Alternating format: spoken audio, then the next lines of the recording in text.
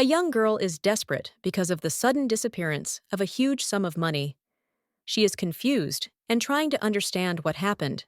2 years ago, he reflected on a strange episode when, instead of a comforting dream, he saw something heavy and sad. The morning begins with the subway packed with people. She struggles into the car, mentally resentful of her obligatory daily commute.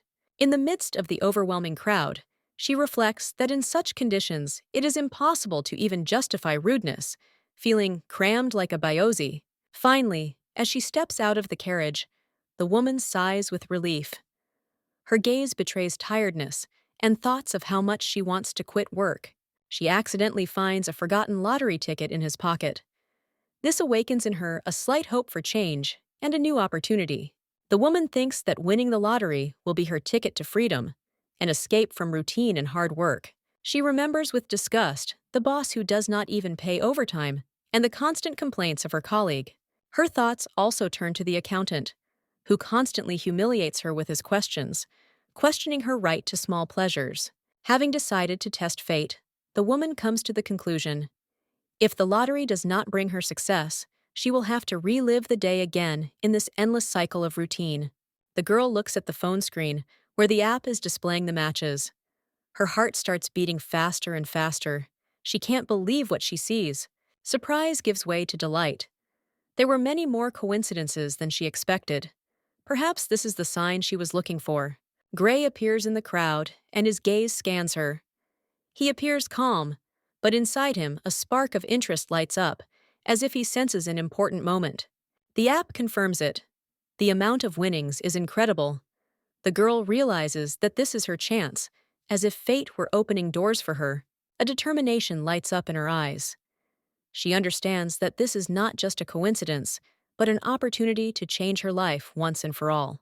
She whispers to herself that she might be going crazy, but inside she feels confident. There is no retreat. A new chapter awaits her. Her thoughts are confused. She imagines how her life could change. Maybe it's not just luck, but a new dream path. As she opens the luminous door, she feels the light flooding her consciousness. She is ready to move forward, leaving all fears behind. In the new place, Soleil meets her. She is the embodiment of lightness and confidence, and their meeting seems predetermined. Gray asks a question with a smile that could confuse the girl, but his gaze is full of respect, and his words evoke hidden support. Soleil, a red-haired girl, faced a misunderstanding from a man who made critical comments about her sister. She remained calm but cautious. Embarrassed to be in the room, Soleil mentally scolded the man for his abruptness. However, she tried to explain her presence. Having mistakenly entered the wrong door, Soleil felt embarrassed. She apologized, feeling out of place in that environment, but decided to keep her composure. Looking at her dress and shoes, Soleil wondered about the reality of what was happening. Everything around her seemed strange, as if it were a dream. An older man appeared in the room, offering help. His kindness reassured Soleil, but her wariness did not disappear. The maid took Soleil by the hand and offered to accompany her. Confused, she let herself be dragged along and continued trying to make sense of the situation. As she mentally reflected on the man she had met before, Soleil remembered that she had never met anyone like him in the company. The beauty of the room she was led to enchanted Soleil.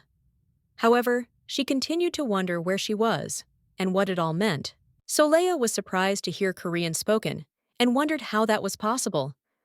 Her thoughts were filled with doubt and surprise.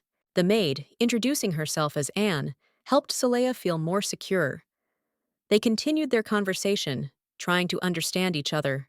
The maids panic and report that Soleil, despite feeling unwell, suddenly left the bed and ran away somewhere. This is alarming.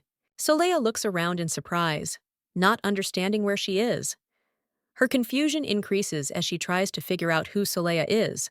The maids are horrified and assume that Soleil is beginning to lose her memory. One of them nearly passes out from fear, and the other cries out for order. The girl ponders the appearance of those around her, finding their features too unusual. She also realizes that she speaks Korean. The maids beg Soleil to stop and see a doctor immediately. Soleil is outraged because she thinks her hair is a wig and tries to prove it. While trying to remove the wig, Soleil suddenly realizes that the hair is real. Her astonishment only increases the maid's fear. One of the maids, frightened by Solea's actions, claims that an evil spirit has entered the girl's right hand, frightening the others. The servants report that Solea does not remember anything, and they attribute this to the influence of an evil spirit. They are sure that the spirit tried to tear out her hair. Lying on her bed, Solea accuses her hands of not obeying her. She defiantly decides to repeat her actions, demonstrating her firmness. A mysterious man asks a girl to state her name. Solea confidently replies that she is Yoonji Yeon and that she will always remain herself. A strange light appears in the room, and Solea's father becomes concerned about her condition. Gray casually explains that she fainted again. Gray says irritably that Solea always calls attention to herself at important moments, as if deliberately demanding special treatment. Solea regains consciousness and mockingly muses that Gray learned manners in the air. His condition remains a mystery. The counselor whispers something to Solea's father. It's clear that he's worried about her condition, but the older man remains confident. Solea feels like she has lost her memory. She begins to remember that she missed something important, but she can't figure out what exactly. She finally remembers winning the lottery. She is overcome with panic over the missing money and desperately tries to understand what is happening. In fear, she screams that the money is gone. Her thoughts become confused. She imagines the worst scenarios and becomes hysterical. She desperately screams for money, loses her composure, and focuses entirely on the lost profits. Those around her try to calm her down. Solea panics and tries to escape, claiming she needs to get home. Her actions cause chaos and unrest for everyone around her. The father, Gray, and the others try to stop her so that she understands the reason for her condition. The situation remains tense. Solea tries to influence the magical space using her power. She feels her mind momentarily frozen, and energy envelops her hands. After this, she opens her eyes and finds herself in a narrow room. Everything around her seems unusual, which makes her feel confused. But then a luxurious interior, with a magnificent chandelier, appears before her, and she realizes that this is not where she should be. Lying in bed, Solea thinks about her money. The loss of 1.7 billion has left her desperate. She is outraged about the fate of those funds. Looking out the window at the view, Solea realizes that even after taxes, this amount could solve many problems in her life. She remembers how, as a teenager, she wanted to go to another dimension. Now, being there, she wonders why this happened only now. A maid enters the room and introduces herself as Anne. She promises to help Solea regain her memory and make things work in the new world. The maid offers Solea a glass of water, but she keeps thinking about her lost money. Thoughts of billions won't leave her. As she explores the new place, Solea notices the cold around her, but assures her that it doesn't bother her. Anne lovingly brings her a cloak. Sitting at the table, Solea feels better when the maid offers her tea and buns. The warmth and care calm the girl, restoring her strength. Solea, a girl with red hair and violet eyes, remembers her mother's warm gaze, realizing the power of her kindness and love. As a child, Solea's mother would invite her to play at dusk, offering her a distraction from heavy thoughts and finding joy in simple moments. Solea sadly asked where they were going, and her mother, without going into details, said that they were just going for a walk, moving further and further away from home. The mother left little Solea alone on the bench, telling her that she would return soon, and ordered her to stay where she was, promising to leave for a while. The girl, while waiting for her mother, witnessed a terrible incident. Her father, drunk, was arrested by the police while resisting. Solea realizes that she will never see her mother again, but even then she tries to hold back her tears, keeping her courage in front of strangers. In the present, Solea, an adult, reflects on her family and realizes that those around her now cannot replace those she lost.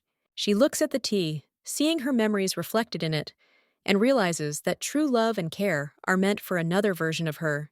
Solea asks the maid Anne where she is and what happened to her, trying to re-establish a fragile connection with reality.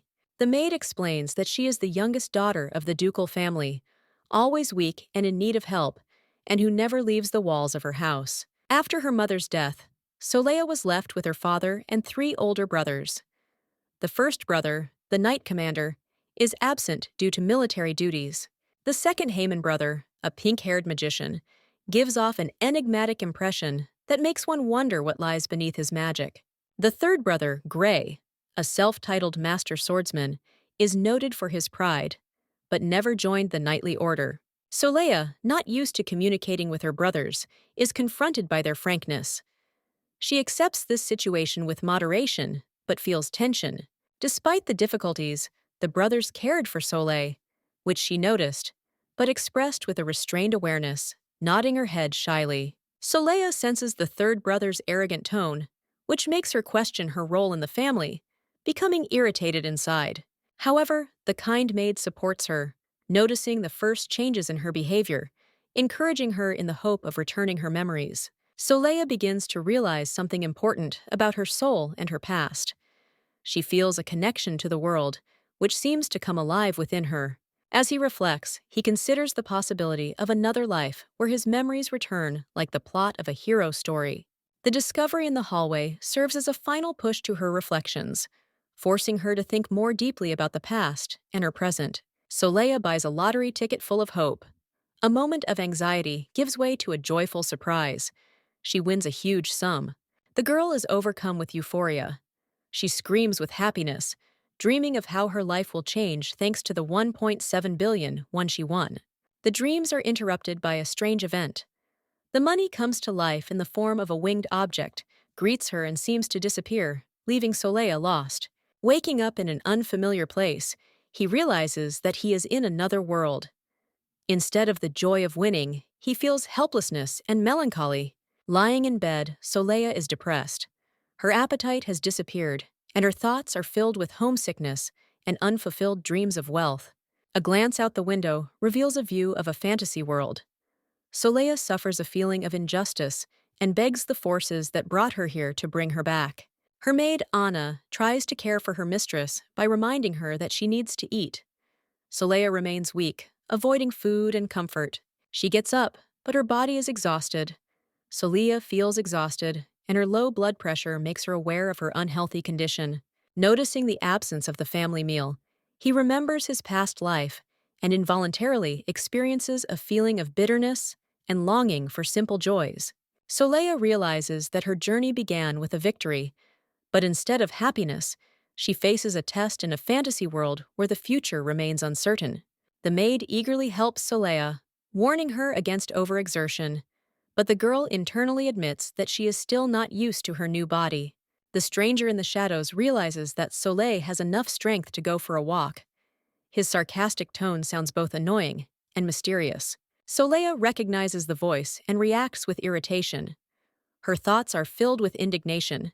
She is clearly unhappy with his interference in her life. A man appears before Soleil with a mocking smile. She immediately understands who he is, and her guesses provoke internal indignation. Soleil, confused, asks the maid if that man always speaks so boldly. Her discontent grows. The man grabs her hand, trying to get an answer as to whether she really doesn't remember anything. His voice is both demanding and worried. He notices that Soleil has lost weight noticeably, and this worries him sincerely. Her look expresses the hidden pain she tries to hide. Soleil harshly asks him not to treat her with such familiarity. Her words sound confident and cold, like an attempt to establish boundaries. The man responds with a sarcastic smile, reminding her that her reaction is much better than constant apologies and complaints. He is clearly satisfied. He advises Soleil to take care of herself and promises that one day he will become her personal knight. But the girl resolutely rejects his care. Soleil looks at the boy with distrust, struck by the idea that he is the one who should become her knight. She doubts his abilities. When she tells others about it, Soleil expresses her surprise. It seems that there is no one better around her. She is irritated by the need to choose. Tone, the characters are shown surrounding Soleil, and she refers to herself in the third person, adding to the comic effect. Soleil wonders if this young man could be a good knight. She is afraid that this could end in her defeat. The young man reacts with slight sadness, assuming that Soleil hates him. He feels discouraged by her attitude. Surprised by the boy's words, Soleil feels hurt by the fact that he speaks in the third person, as if he were imitating her. The boy cheerfully reminds her that she herself said something similar. He skillfully plays on her irritation to diffuse the situation. Soleil is angry that the guy keeps following her and nonchalantly suggests that he might be hungry, which is the reason for her irritation. The boy politely tells her that Soleil cannot eat greasy food and offers her something light. Soleil, indignant, abruptly interrupts him. Despite all her objections, the boy continues to insist, suggesting that he should be her knight, which causes her mixed feelings. Soleil is angry with the boy, trying to hide her feelings. It is the first time he sees her so energetic and is playfully surprised by her behavior. Tired, Soleil sits at the table and gives strict instructions to the maid. Her determination grows stronger, despite her slight uncertainty. The boy kindly advises Soleil to drink milk first, so as not to overeat. Its softness contrasts with its hardness. Soleil is surprised by his appearance, wondering when he came. He pretends to be sad, trying to make her smile. Having decided to join the meal, the boy demonstrates insolence, which causes irritation, but also hidden sympathy. Soleil, remaining stern, orders him to leave the table and eat somewhere else, emphasizing her independence. The boy realizes that she doesn't remember anything, but he's glad about it. He enjoys her honesty in not knowing his past. His words about her razor-sharp behavior make Soleil think. She feels out of place. His face becomes serious, and a slight smile hides his inner experiences. His reaction remains a mystery. Soleil reflects that her essence will not change even if she ends up in another body. This moment emphasizes her depth. The girl remembers her father, admitting that his existence only made her life worse. Her sad thoughts are accompanied by gloomy images. One day, the father left the house and returned 3 days later, drunk and aggressive. His appearance became the cause of another nightmare for the entire family. Since there was no one at home, the father, furious, destroyed everything around him. By breaking things, he seemed to project his inner pain into the surroundings. Tired of the chaos, the little girl dreamed of growing up quickly and running away from that house.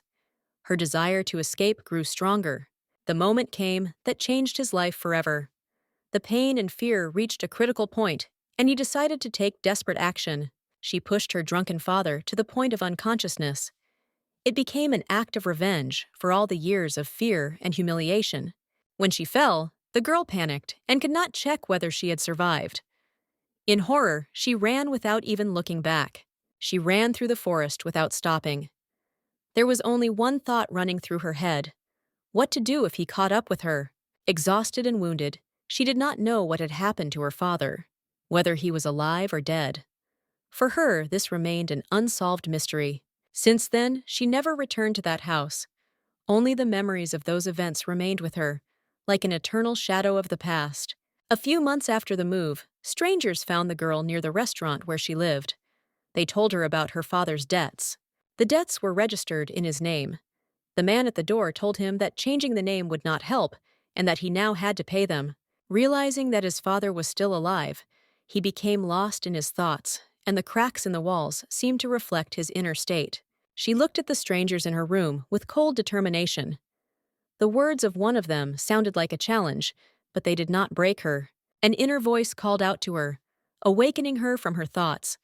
But the noise around her forced her to focus on what was happening in reality. The girl took on any job to survive. The 12-hour shifts at the factory became a hard but necessary routine for her. Attempts to find a new job through interviews consistently ended in failure, exacerbating her feelings of helplessness and isolation. She was offered a job through acquaintances at the factory, assured that the place would become a family to her, but she felt there was a trap. The new family members simply took advantage of her trust. False promises made her feel deceived and alone. She found a lottery ticket and was shocked by the amount she won. The spark of hope made her think of a new beginning. A young man with red hair angrily reminds Soleil that it's time for her to eat her soup, noticing that she is lost in her thoughts and ignoring his words. Soleil is surprised to see his unexpectedly affectionate behavior. This causes her slight confusion and hidden anxiety. She stares at the bowl of soup in front of her, clearly unsure whether to try it. Her thoughts are filled with questions. The red-haired man reproaches Soleil for never eating anything. His tone is stern, but his concern is evident. He advises her to focus on the food and not on the appearance. The maid suggests replacing the plate, considering it too hot. Despite everything, Soleil takes a spoon and decides to try the soup. Her inner monologue sounds conciliatory. Enough. She notices that the young man is not as scary as he first seemed. The atmosphere softens a little. The redhead hints that Soleil has something important to say. She is perplexed, waiting for an explanation from him. Her words sound slightly ironic. They now sound like brother and sister. This confuses Soleil. As she leaves the room, she muses that he is not going to pursue her. Soleil decides not to go into details and just walks away. Soleil, a girl with bright red hair, finds herself in a huge library filled with books. She is amazed by the number of volumes surrounding her and is in awe of their secrets. A mysterious book catches her eye. She approaches cautiously, wondering what those ancient pages hide. When she opens the book, she discovers a text that surprises her. It seems to be directly connected to her past, revealing facts that she was unaware of. Soleil is immersed in her reading, but is interrupted by a servant who informs her that the king himself has summoned her immediately. This makes her feel nervous and confused. She prepares to meet the king, wondering why he decided to call her now. Thoughts of the book and the challenge fill her head. Seeing the king, Soleil tries to control herself. The king, smiling kindly, asks her how she is and invites her to sit down. She cautiously replies that she's fine, but privately admits that his charm helps her deal with the awkwardness of the situation. The king gets down to business and takes out a folder. He mentions that it is a list of the inhabitants of the duchy, which leaves Soleil a little confused. In the folder, she finds information that shocks her to the core. The information seems incredible, making her doubt its veracity. Shocked, Soleil tries to make sense of what she saw.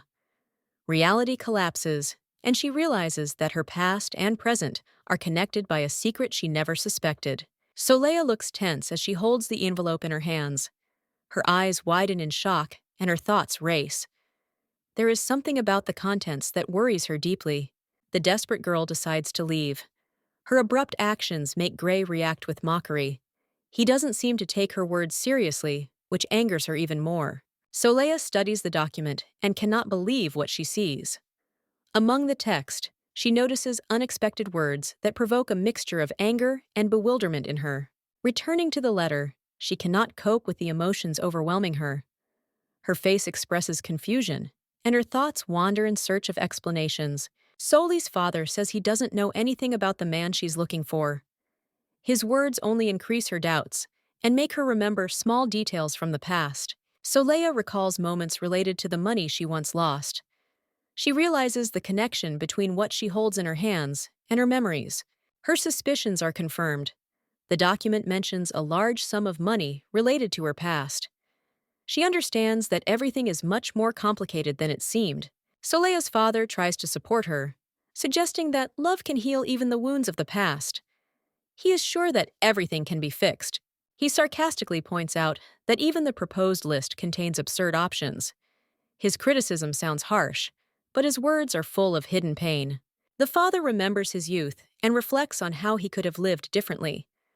His thoughts make Soleil reflect on her path and her decisions. Soleil's father resents her demands on people, pointing out that her high expectations are motivated by her own success, which creates tension between them. Solei's frustrated father accuses her of trusting too much in those who have proven to be unreliable. A mutually recriminating argument breaks out between them. Soleil responds calmly but firmly to her father's reproaches. She jokingly comments that if the man turns out to be a slave, she will sell him, which leaves him very puzzled.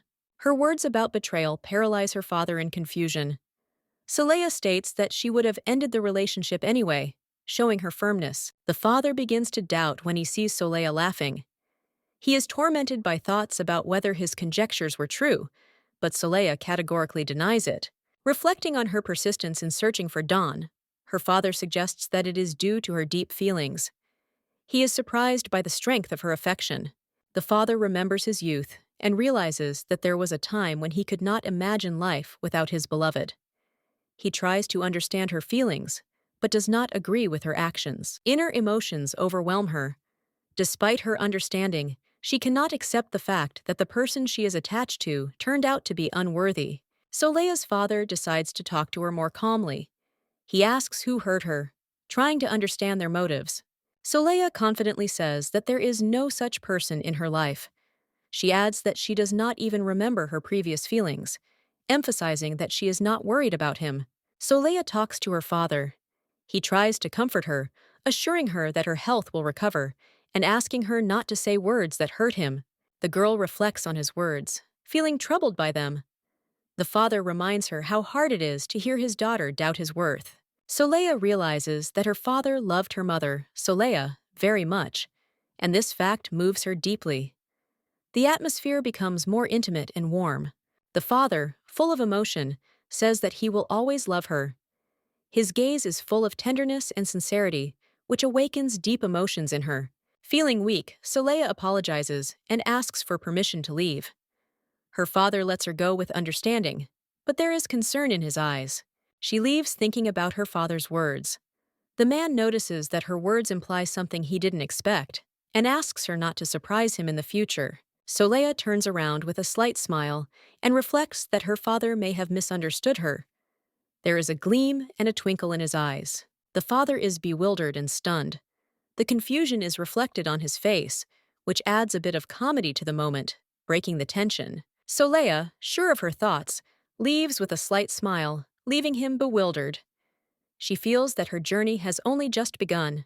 Deep inside, she feels certain that the truth hidden in their lives will soon be revealed. Her resolve strengthens, and her gaze is set on the future.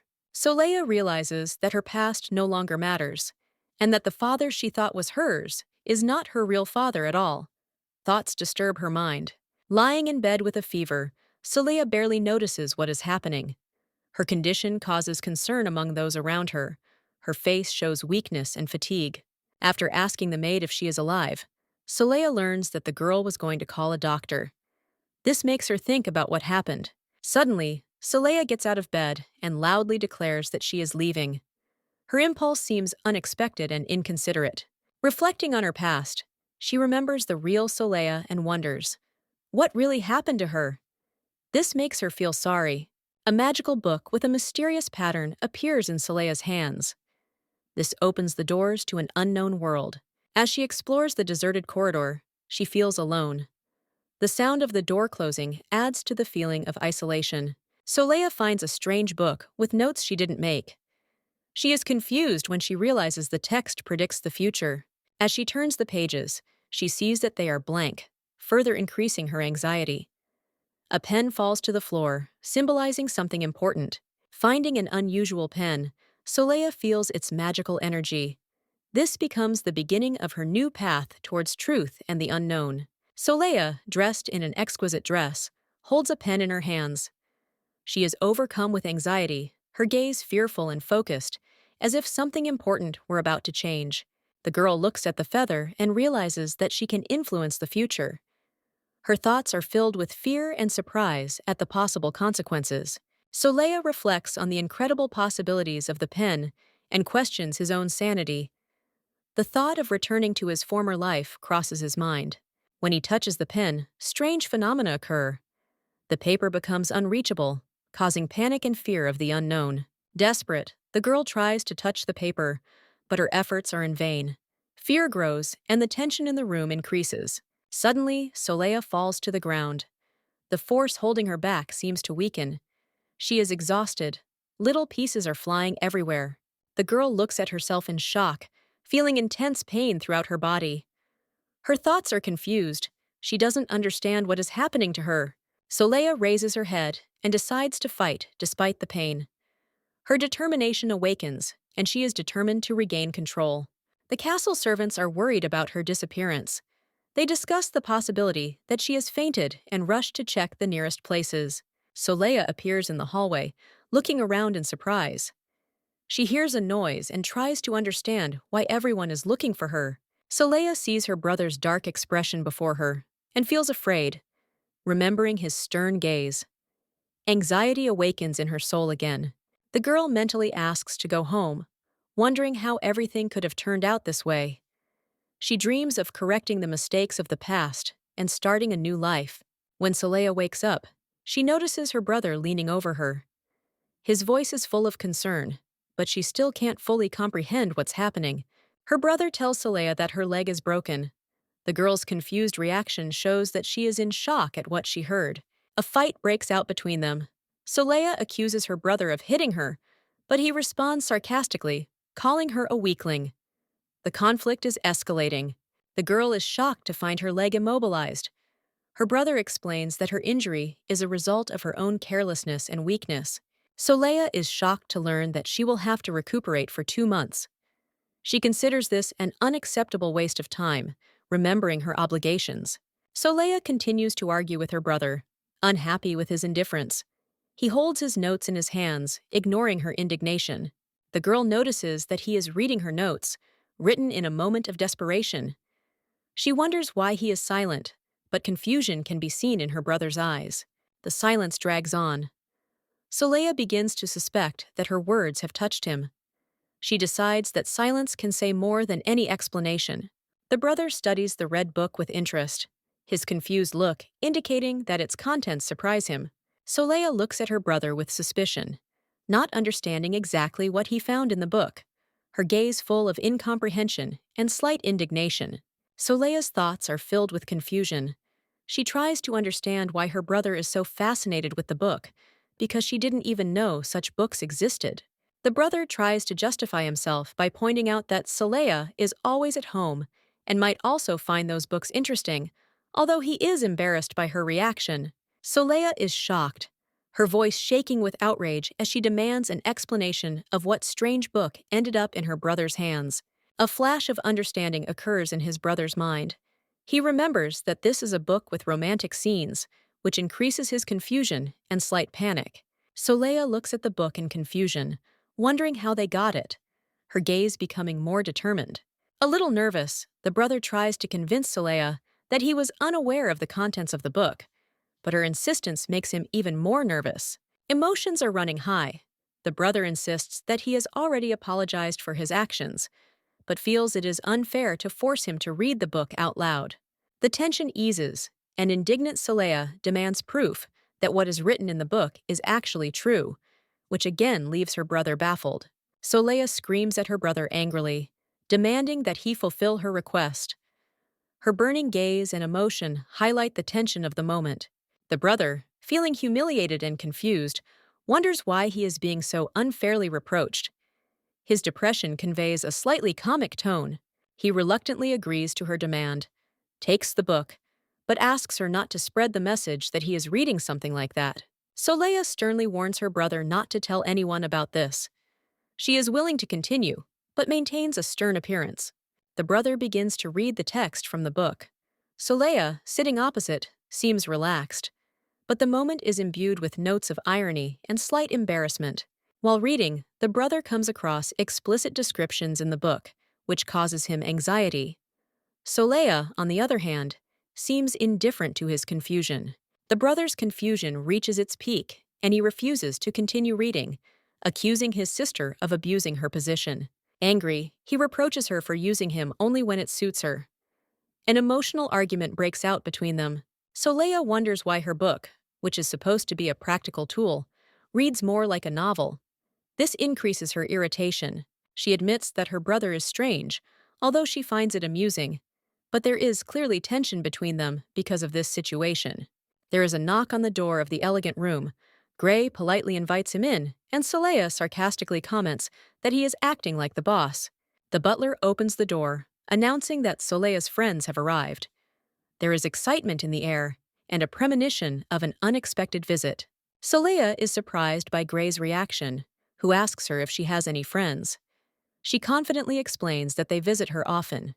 Preparations for the meeting begin, but Gray decides to leave so as not to interfere. He finally advises her to let him know if anything happens. Soleya is in her room asking to hide the bruise. She prepares for the meeting, wondering why she is obliged to receive guests even in that state. Julie, Lemillion, and Cyril enter. Lemillion notices with concern the injury on Soleya's leg and remembers how worried she was about her. Gray watches this meeting from afar, not believing that Soleya is so close to these girls. He finds her behavior strange. Soleil quietly thanks her friends for their support, explaining that the injury is uncomfortable, but that the disease has already subsided.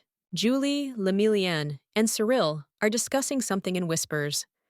Soleil looks at them suspiciously, sensing hidden emotions. Finally, he asks directly why they are whispering.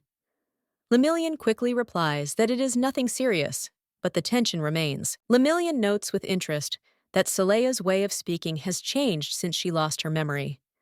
The blonde looks at her with a slight mockery. In a dark environment, Lemillion reminds Soleil how she used to speak respectfully, but now her behavior has changed. Soleil is surprised by the strange feeling that arises in her soul. She wonders what is happening to her. Lemillion claims that Soleil's formality made him feel uncomfortable and suggests that they get to know each other again.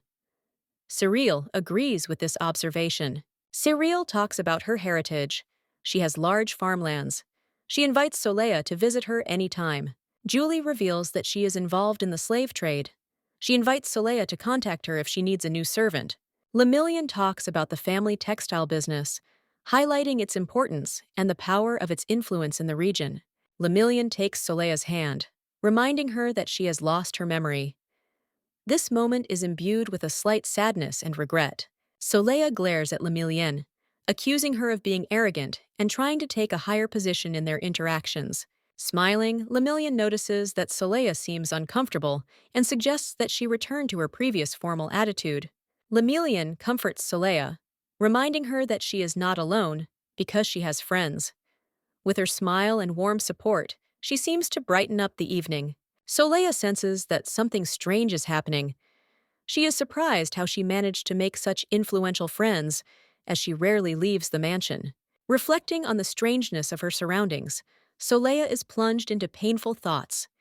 She is tormented by the suspicion that she is surrounded by empty illusions. Julie asks Soleil with interest about her ambitions. However, Soleil responds with doubt, saying that the path to the dukedom seems unattainable to her.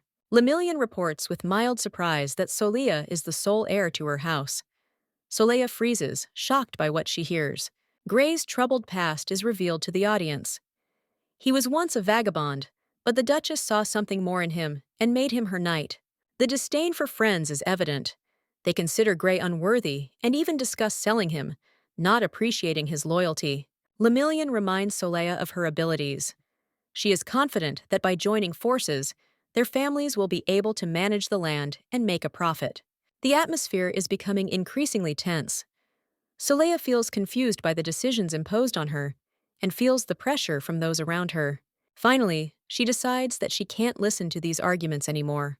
Her feelings overwhelm her, and she finds the strength to walk away from the imposed decisions. Soleil, with her eyes closed, wakes up, barely reacting.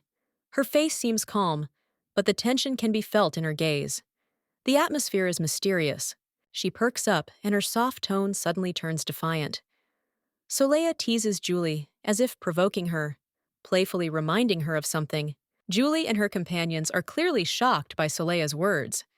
They exchange glances, trying to understand what just happened, their confusion growing. Soleil explains that she has just regained consciousness and that she suffers from amnesia. Her relaxed demeanor contrasts with the indignation of her interlocutors. Soleil, wittily joking with Julie, suggests they go outside to take care of a cockroach. Julie is stunned by her bluntness. Soleil continues to mock, emphasizing how easy it is to replace Julie with someone from the street. Her words sound simultaneously sarcastic and superior. Julie loses her temper. Her anger reaches its limit. She calls Soleil insolent and tries to attack her, but stops in anger. Julie accuses Soleil of losing respect. The situation is heating up.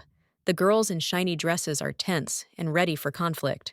Soleil reminds them of her own words, and her sarcastic smile highlights how she plays with their weaknesses.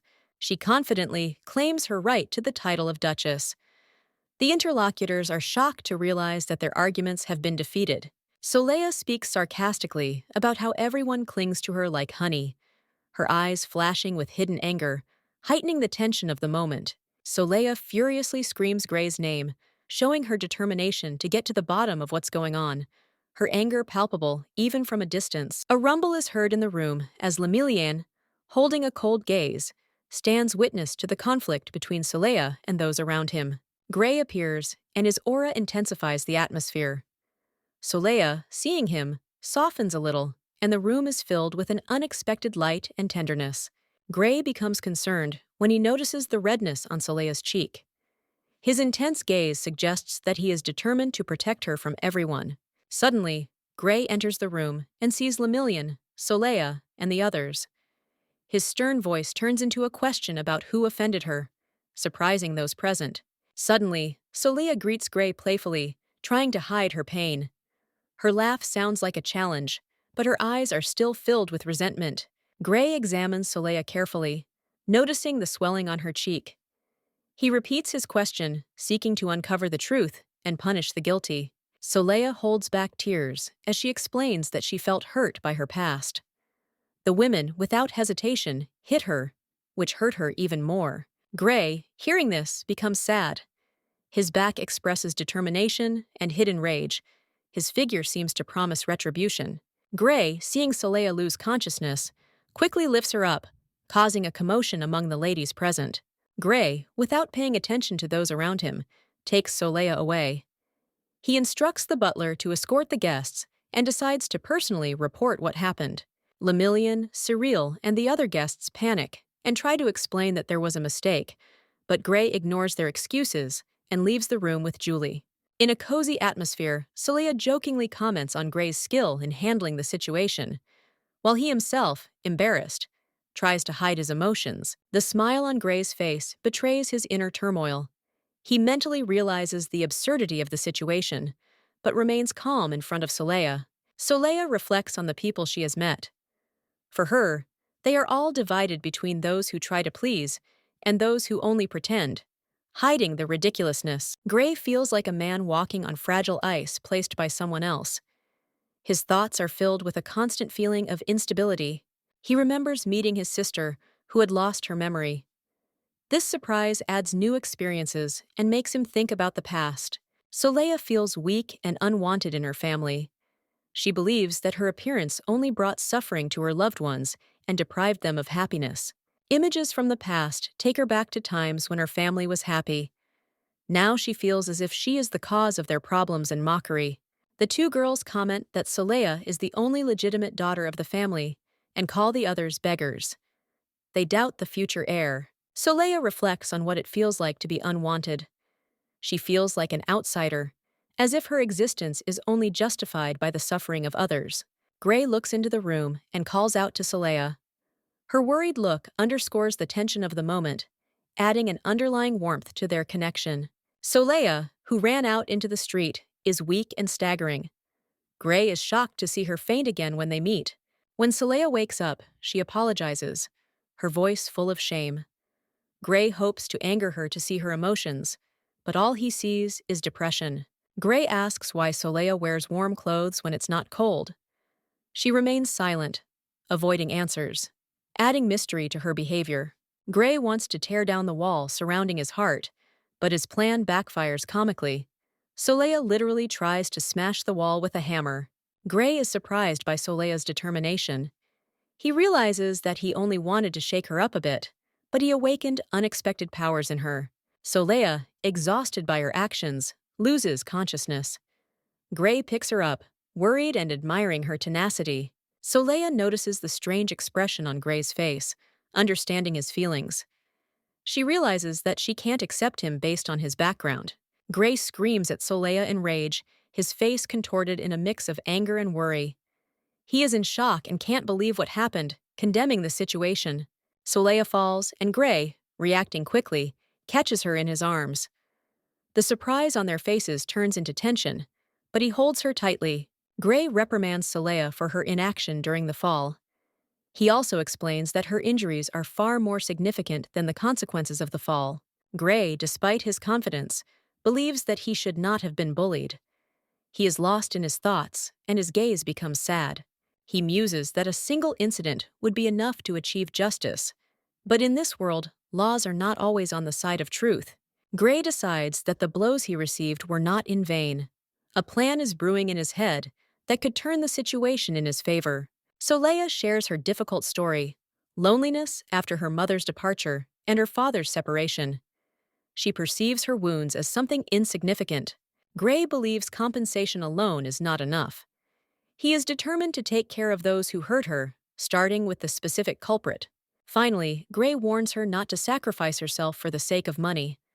Soleil, however, is confident that cunning is the most effective way to achieve a goal.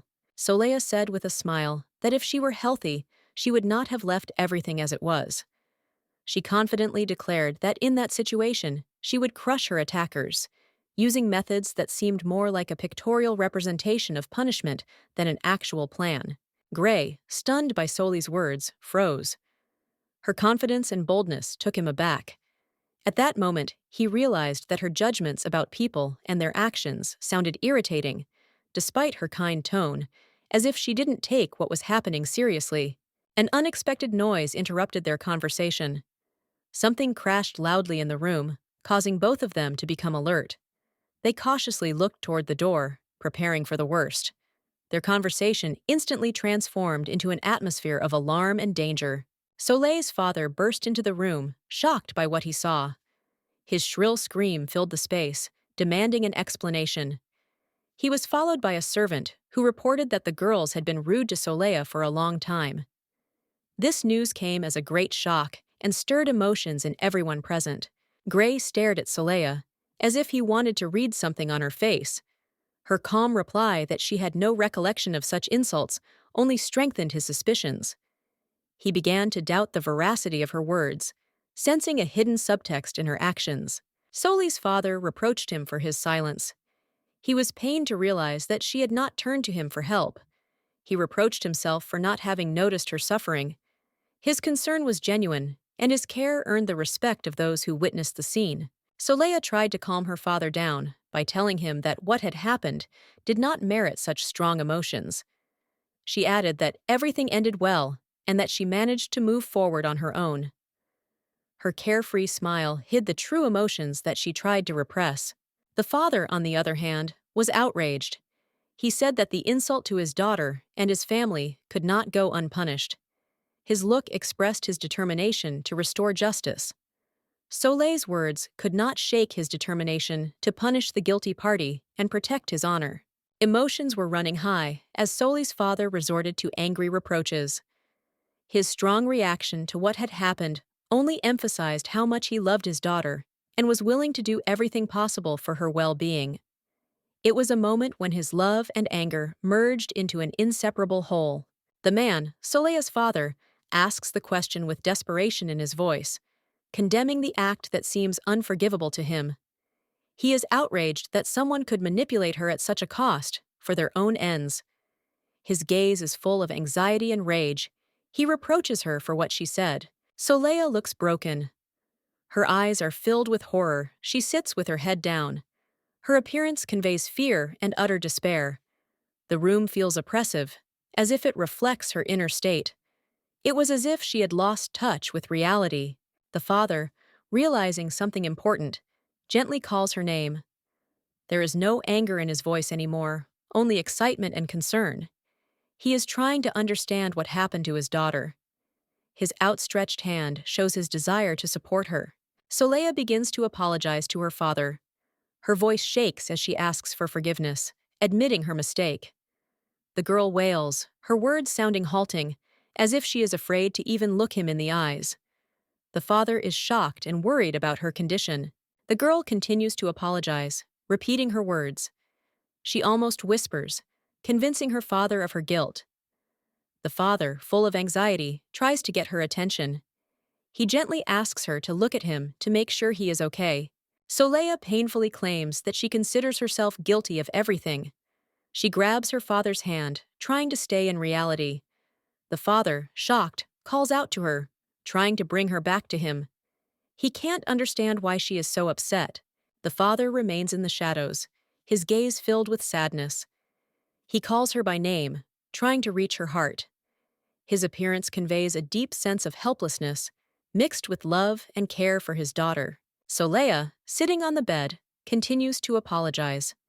She avoids looking at him, as if she is afraid of being judged. Her father, standing next to her, asks her why she is crying, his voice full of softness and concern. Her condition worries him even more. The man touches her face, trying to comfort her. He notices how scared she is. The girl can barely stand. Her face is covered in tears. He tries to understand what could have hurt her soul so much and brought her to such a state. The dialogue is interrupted, leaving the father in a state of deep thought. He looks at Soleil with pain in his eyes, unable to find words. A heavy silence hangs between them, filled with mutual anxiety and a desire to fix everything. Gray sincerely apologizes to Soleil for letting his emotions get the best of him. He admits that he shouldn't have yelled at her, even when he was depressed. His voice is soft but confident. Soleil's father watches what happens, remaining silent, but his gaze is full of support. Soleil remains in the room, and her father and Gray leave her. Before leaving, her father wishes her rest, making it clear that she deserves peace. Gray turns at the door, his gaze concerned but full of unease. A slight tension remains in the air, despite the warm words of farewell. After a while, Gray returns. He notices her thoughtfulness and asks her carefully how she feels. His tone is sincere, and there is concern in it. Soleil sits up in bed, her figure looking fragile in the rays of light. She looks at him, but her answer is reserved. Confused, Soleil explains that the scream shook her, but that she had already regained consciousness. Her smile seems forced. She is trying to hide her feelings. However, Gray senses her inner tension. His attentive gaze captures every detail, every movement of her trembling hands. Gray understands that she needs support, and, holding out his hand, promises to be there. Soleil is surprised by his actions. His gaze is full of doubt, but in his eyes she sees trust and warmth. In the silence of the room arises a feeling of closeness and trust that both have avoided for a long time. Her thoughts drift back to the past.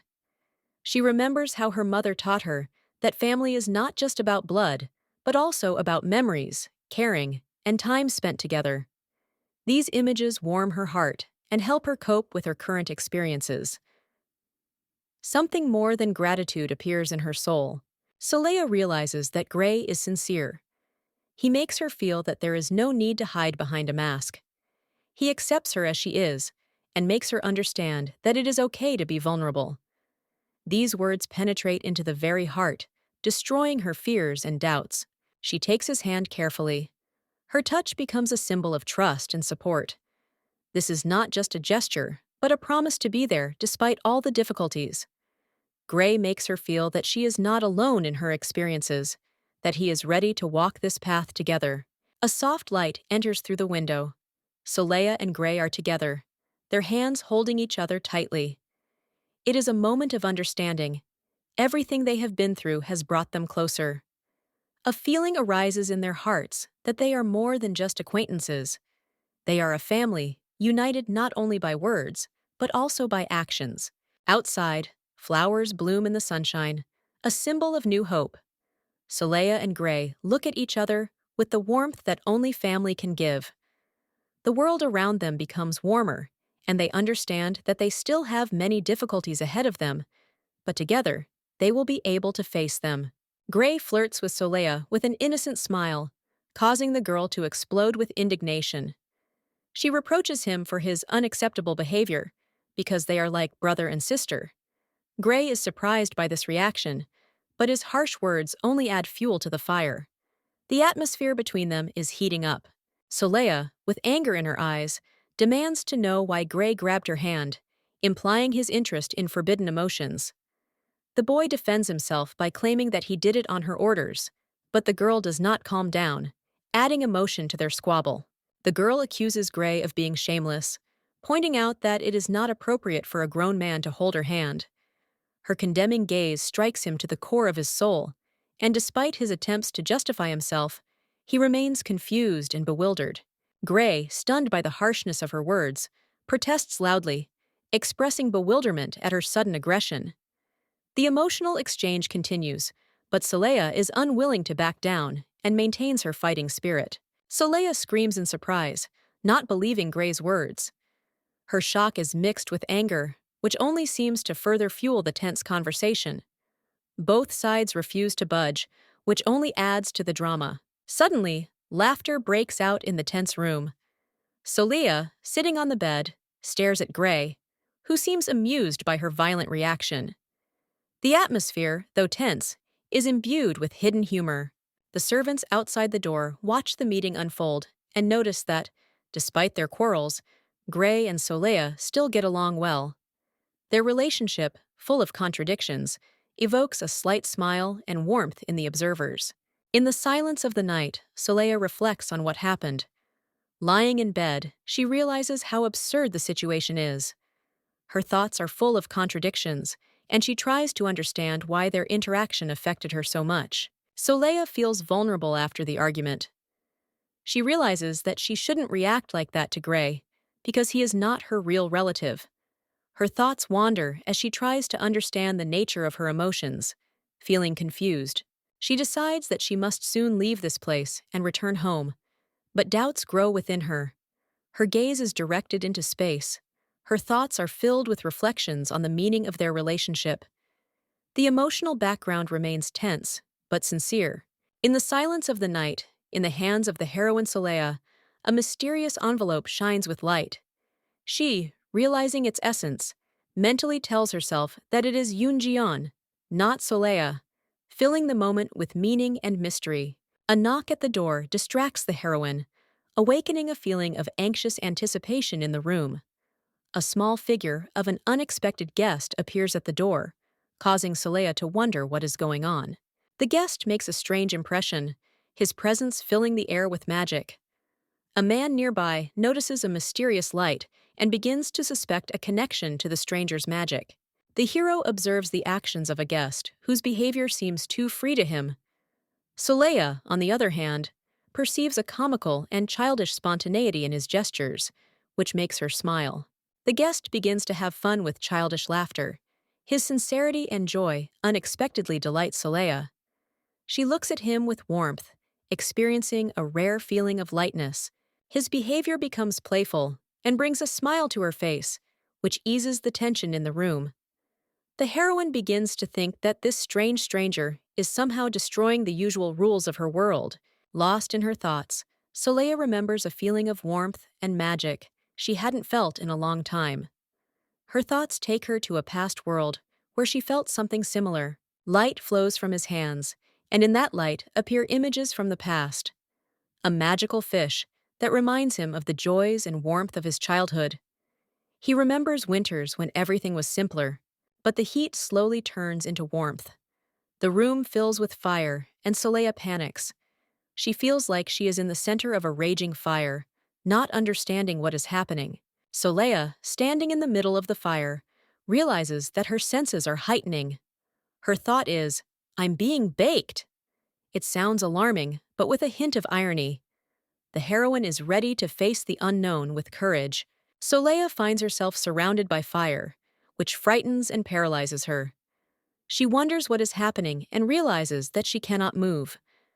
A feeling of helplessness invades her. The girl tries to call someone for help. Anxious and afraid, she calls into the void, hoping to find someone who will help her escape the fire. A mysterious hooded man appears before her. Soleil is surprised by his appearance. She is overcome with anxiety and curiosity at the same time, because she does not understand who he is and what relation he has to her situation. The mysterious stranger is surrounded by a magical glowing pattern. He looks at Soleil, and it seems to her that they have met somewhere before. There is something important hidden in this look. Soleil is confused and wonders, who is she in this strange situation? She begins to doubt the reality of what is happening, realizing how little she understands what is happening around her.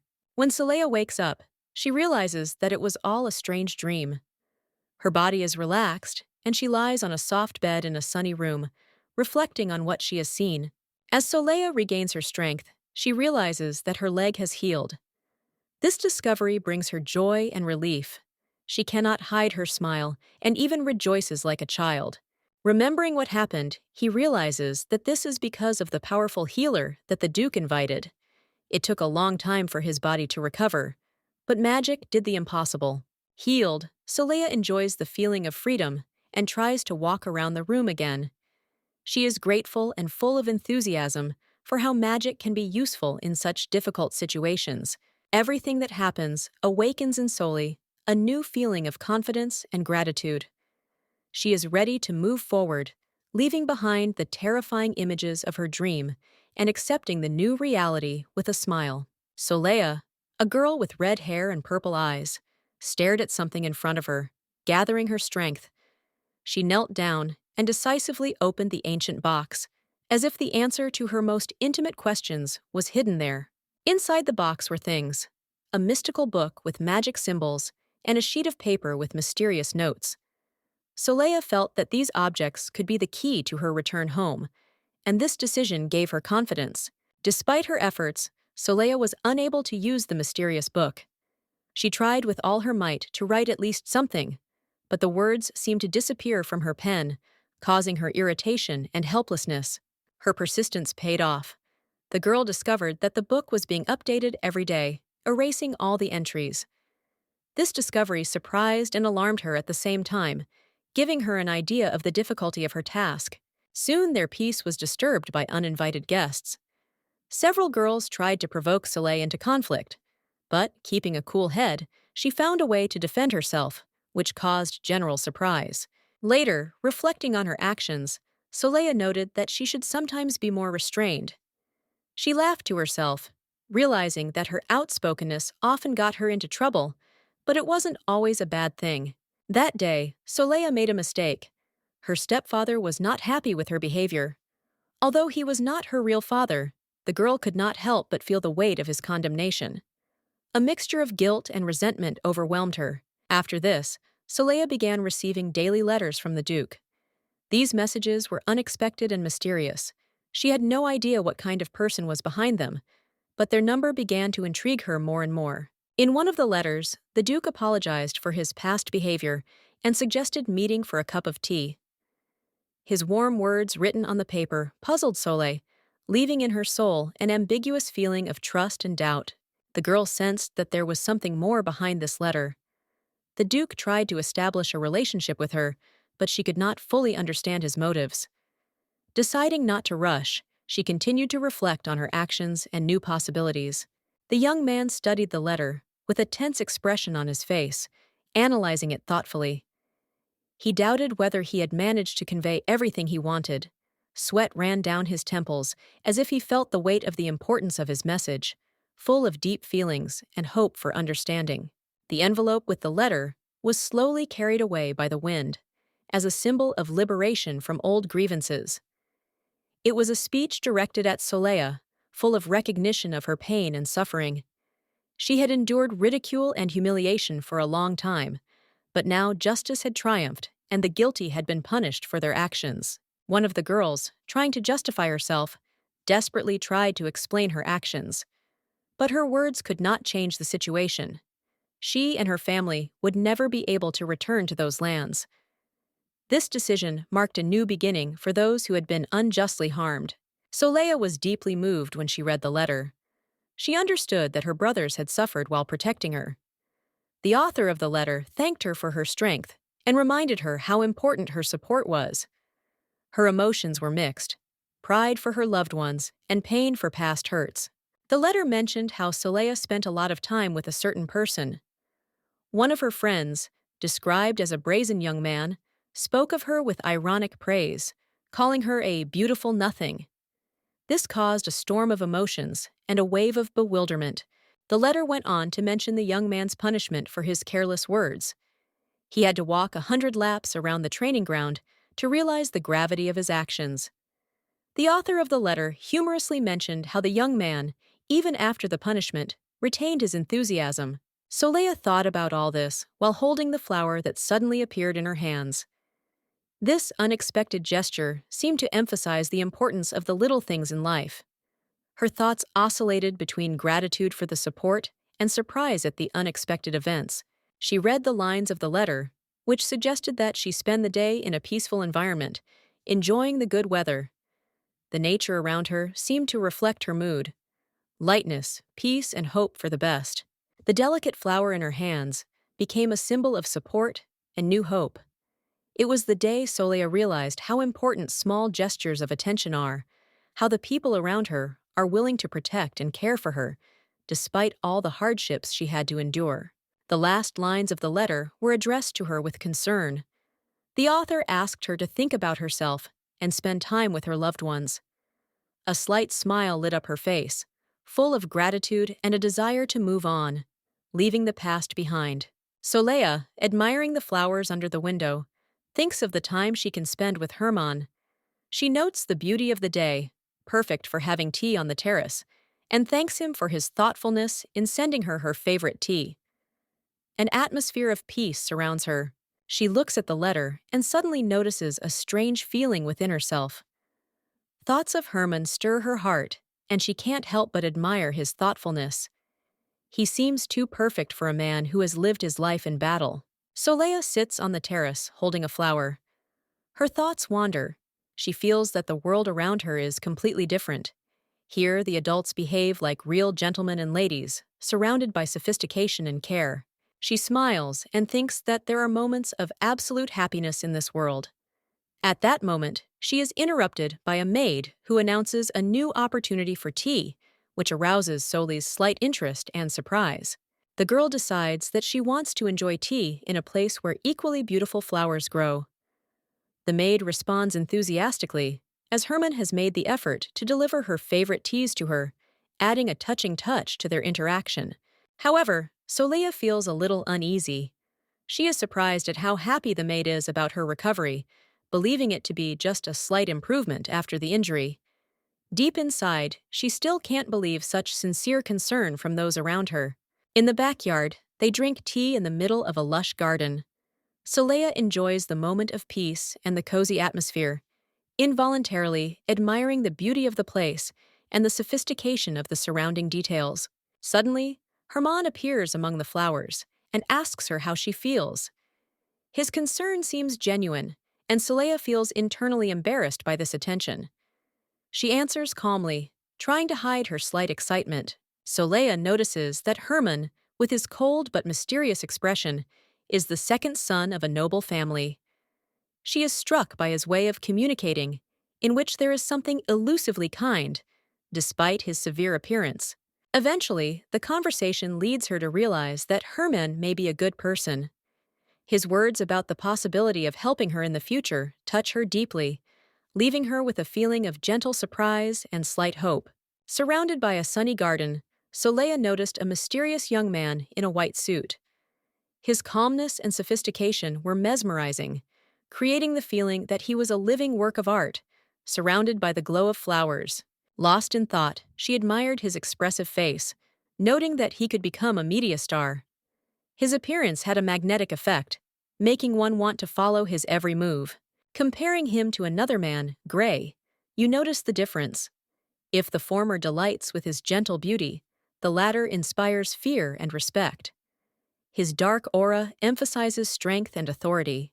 The young man turns to Solea, and she is struck by his special combination of innocence and maturity. Each of his features seems to tell its own story, and his gaze draws you in, making you forget about everything. Her silhouette, illuminated by a soft light, looked like a scene from a movie.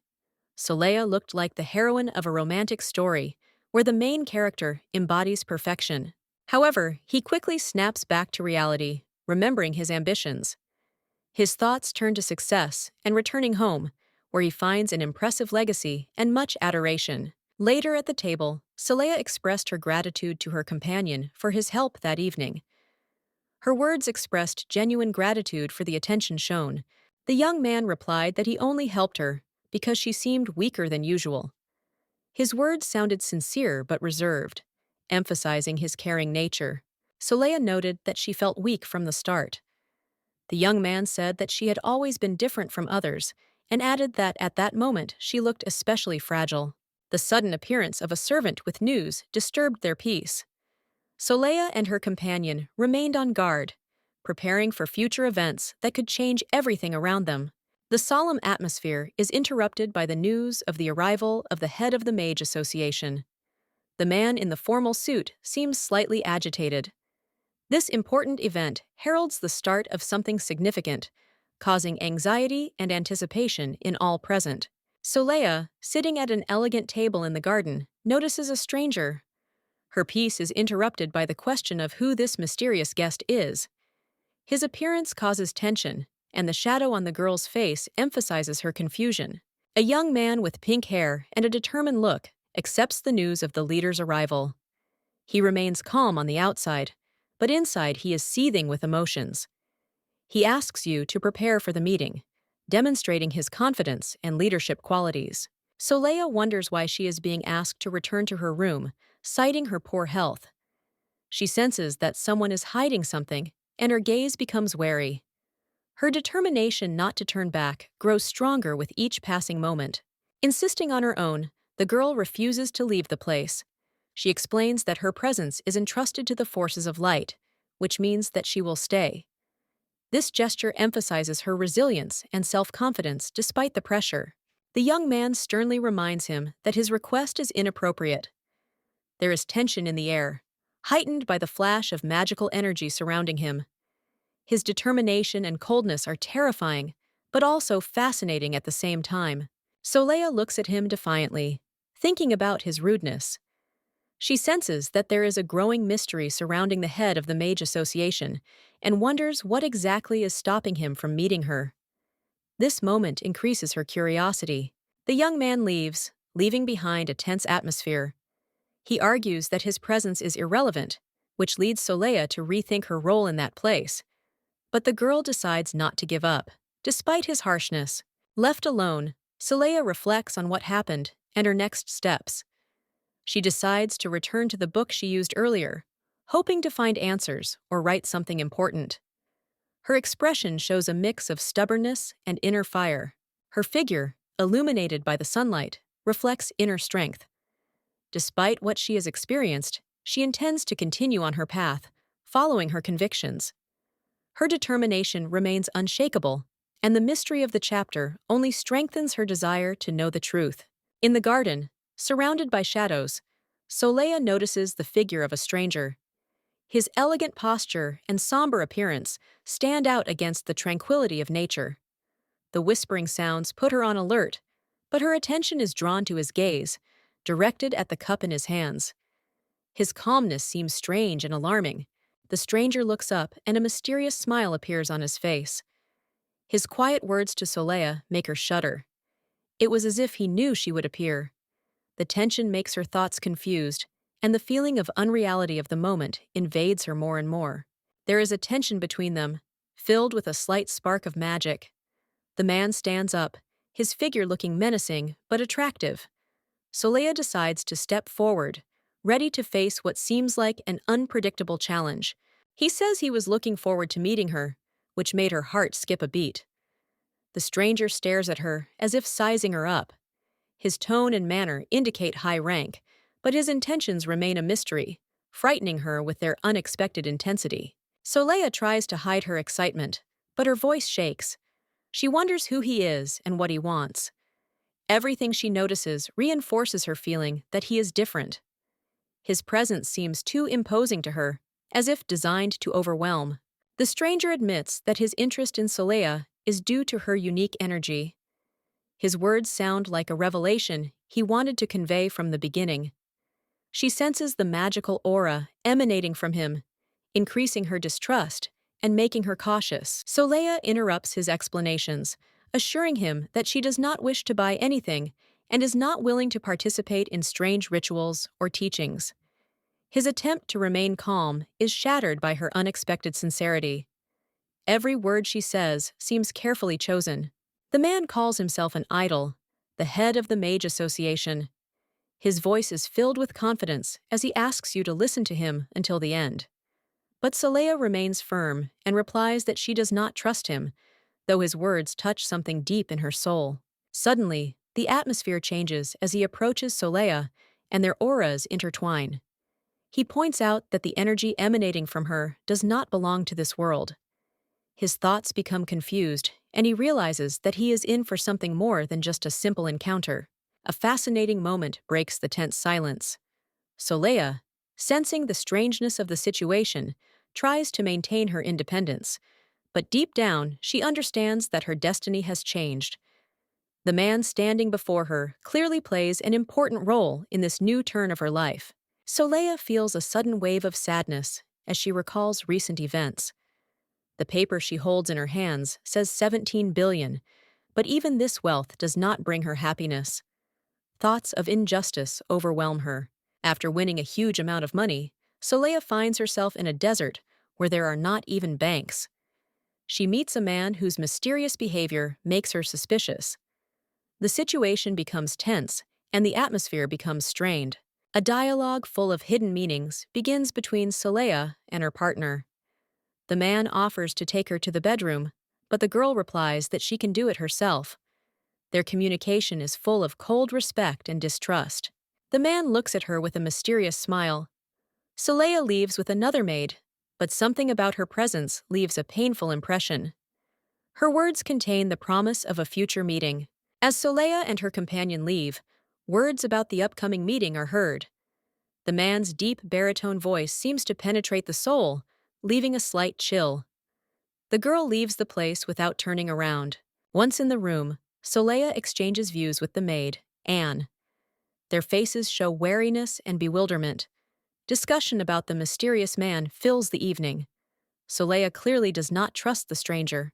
Anne reveals that the man is known as the great magician Eidolon. There are legends about him that say he has unmatched magical powers. The mention of his name causes confusion and interest among the girls. Anna's stories seem suspicious to Soleil. She wonders why the magician only teaches young Herman and not more capable people. She comes to the conclusion that it may be a matter of political ambition. Lying in her bed, Soleil reflects on the strangeness of what is happening. It seems to her that the magician is pursuing his own hidden goals. Perhaps he wants to gain the support of the Duke's family. Mystery surrounds these events. Soleil realizes that changes are coming to her life. Thoughts of the great wizard and his intentions haunt her. She feels part of a bigger game where there is much more at stake than just money. Soleil, overcome with doubt, reflects on her place in the world. She can't shake the feeling that she's in a strange place where everything around her seems false. She tries to transfer her thoughts to the diary, which may help her sort things out. She is convinced that she is not Soleil. The thought echoes in her head like a furious protest. Looking at herself in the reflection, she sees a strange personality that tries to suppress her inner essence. Her only connection to the present is her diary. Soleil remembers how, after opening it, she suddenly found herself in this strange world. She begins to suspect that everything written in the diary can change reality. With great enthusiasm, he tries to test his assumption. However, despite my efforts, the pen refuses to write. He realizes that he cannot influence what happens by simply writing down his thoughts. Not giving up, Soleil decides to take action. She grabs the diary, but a feeling of helplessness comes over her. She wonders if this could be due to her weakness, her lack of strength. Soleil decides to get stronger. She starts doing push-ups, mentally preparing herself for the fight. Her desire to regain control of her life becomes her main motivation. Despite her weakness, she stubbornly counts each repetition. Her determination grows, and not even fatigue can dampen her enthusiasm. She defies her own limitations. His strength is still weak, like that of a newborn calf, but his spirit is unbreakable. His falls are accompanied by internal monologues, full of determination to overcome weakness. She swears to herself that she will be able to return home. Soleil's determination grows, and she clenches her fist, ready to continue her journey despite her tiredness and doubts. She continues to train, overcoming her weaknesses step by step. Each effort brings her closer to her goal. Soleil is confident that her return home is only a matter of time and willpower. Soleil, feeling an incredible surge of strength, opens a book with ancient symbols. She understands that she is now at the peak of her abilities, ready to make her long-held plans a reality. Her eyes shine with determination, and her laugh is full of confident energy. As she squeezes the pen, Soleil feels resistance, but she realizes that she no longer feels it as an insurmountable barrier, but as an elastic force that can be overcome. Her hand begins to move slowly, and the pen begins to yield to her will. Suddenly feeling like she can write, Soleil makes a sudden movement. But the magical resistance suddenly increases, and the pen slips from her hands, leaving a painful mark and making her cry out in surprise. A maid bursts into the room with a loud noise, alarmed by the sound of the fall. She anxiously asks if everything is okay, and sees Soleil sitting on the floor, confused. The maid's gaze is full of concern. Soleil sits among the fallen things, breathing heavily. She is stunned, but quickly composes herself. Her gaze falls on the open book, and a barely audible word escapes her mouth. This is the very work that changed her life. Realizing that the book she was holding was the second volume of the dangerous novel, the maid spoke its title in amazement. Her eyes fill with surprise and joy. She can hardly believe that the owner is holding this rare edition.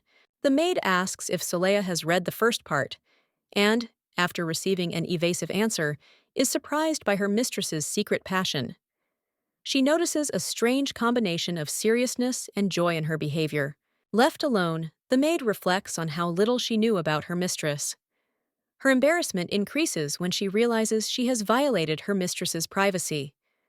The girl apologizes and tries not to look at the book that is there. The maid cautiously invites Soleil to continue her studies, leaving the door behind her. Her voice is muffled, but there is a sense of respect for her lover's personal boundaries. However, in her soul, curiosity invades her. Soleil, raising her head, stares at the closed door for a while. She turns her attention back to the book, feeling that this time her efforts will definitely succeed. The girl's gaze becomes determined. Soleil, overwhelmed by anxiety, tries to justify herself to someone, but her words are lost in the air. Panicked, she heads for the mysterious mechanism on the wall. All her determination is directed towards the action that should change something in this tense situation. A sudden flash of rage runs through Soleil. She grips the dagger in her hand, channeling all of her pain and fear into this moment. Her eyes shine brightly with determination to destroy the threat that has haunted her and those she loves for so long. Night falls on the room where Soleil lies, overcome by weakness. Her breathing becomes labored, and she turns to Anne for help, hoping to find salvation. But the shadows in the room only increase the feeling of hopelessness. Soleil opens her eyes and realizes that her body has become petrified. Her gaze is full of horror. She cannot move her head. The idea of having lost control of her body fills her heart with fear and bitterness. Gray, her faithful friend, bursts into the room. He is panicking as he tries to understand what happened. His face and voice reflect both anger and concern. He demands answers, but Soleil is too exhausted to explain anything. Soleil's father approaches her bedside, his voice full of sympathy and concern. He is trying to figure out what went wrong.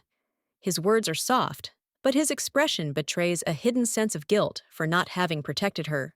Soleil tries to make sense of what happened, but her head is in chaos. She remembers that the tea she drank was strangely bitter. Her heart is full of suspicion, but her strength does not allow her to analyze it further. Gray leans over her and questions her again, his voice shaking with emotion. He wants to know who could have hurt her. His concern makes Soleil feel warm in her chest. Despite her own helplessness, tears begin to stream down Soleil's face as she recalls her past training. She blames herself for giving up on trying to become stronger. Her pain and despair tear her apart inside.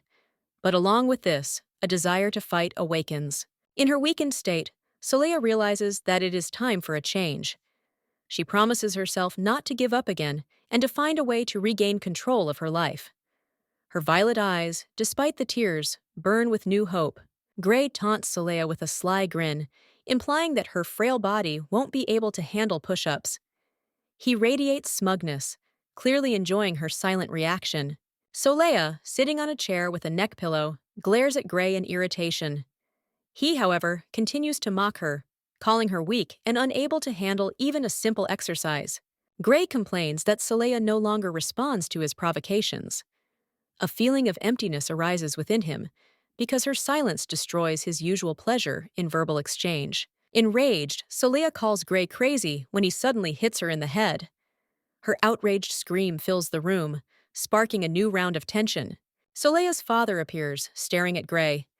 He demands an explanation, outraged that someone dared to hit his daughter. The atmosphere becomes even more tense. Gray realizes with bewilderment that Soleil's father had been watching the whole scene.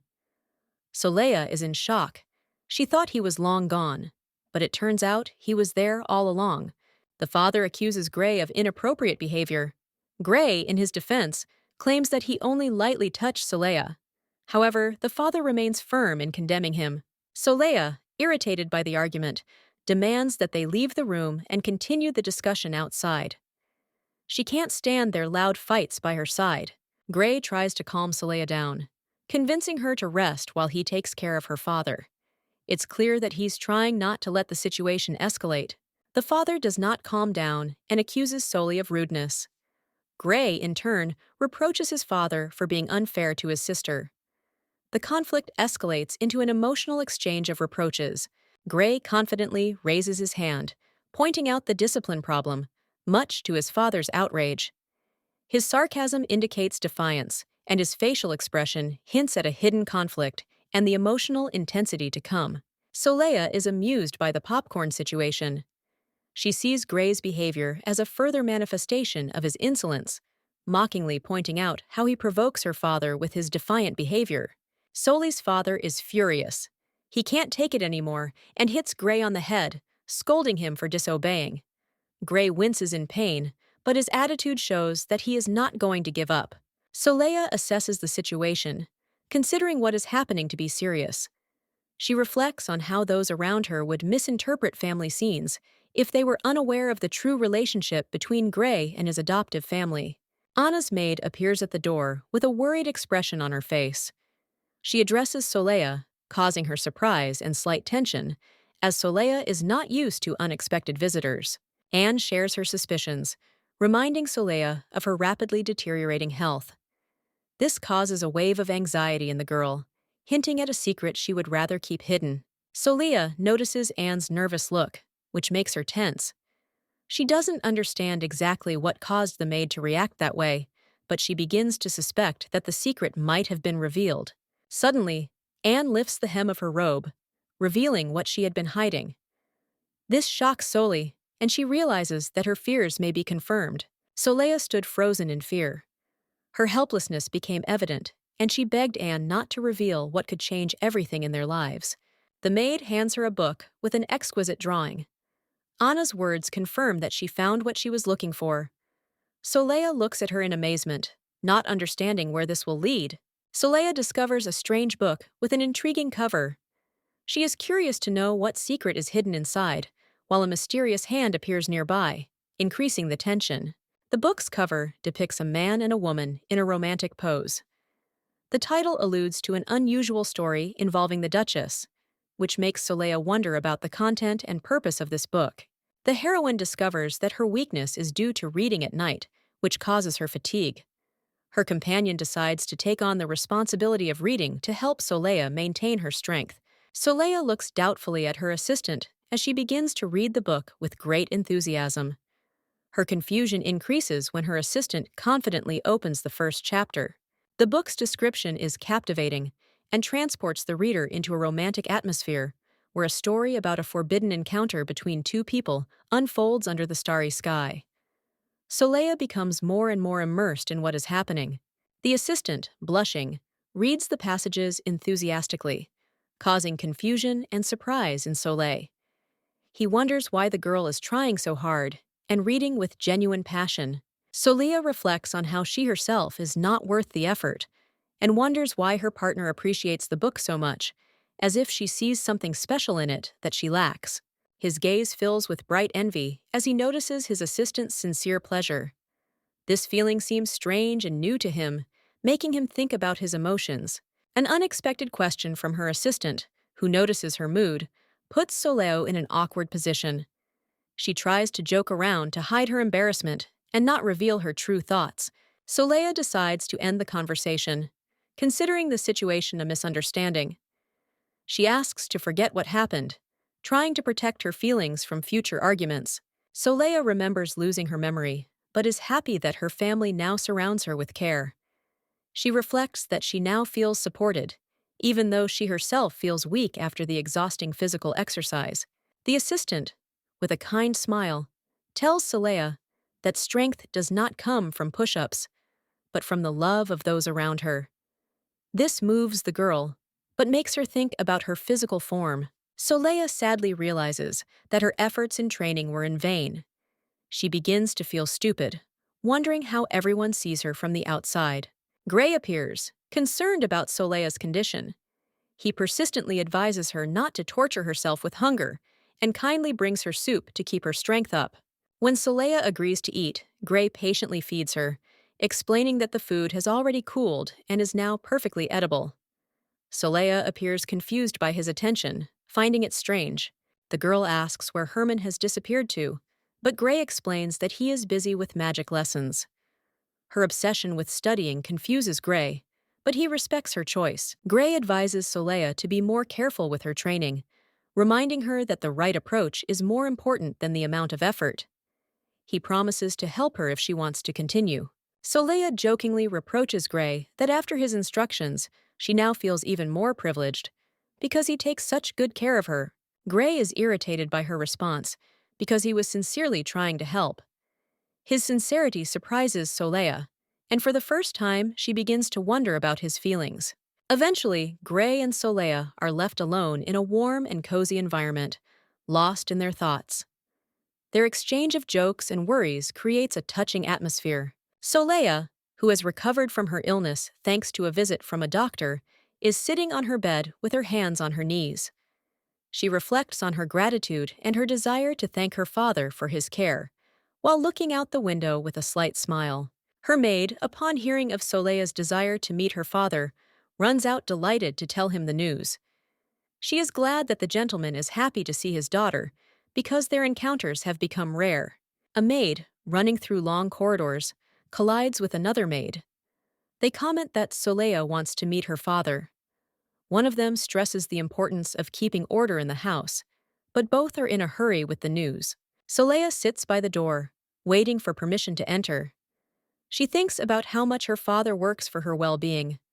Light streams in through the windows, creating an atmosphere of warmth and care in the room. Upon meeting her father, Saleha shares her gratitude for his efforts. She is embarrassed that he spends so much money on her treatment, but wants to show him how important his support is to her.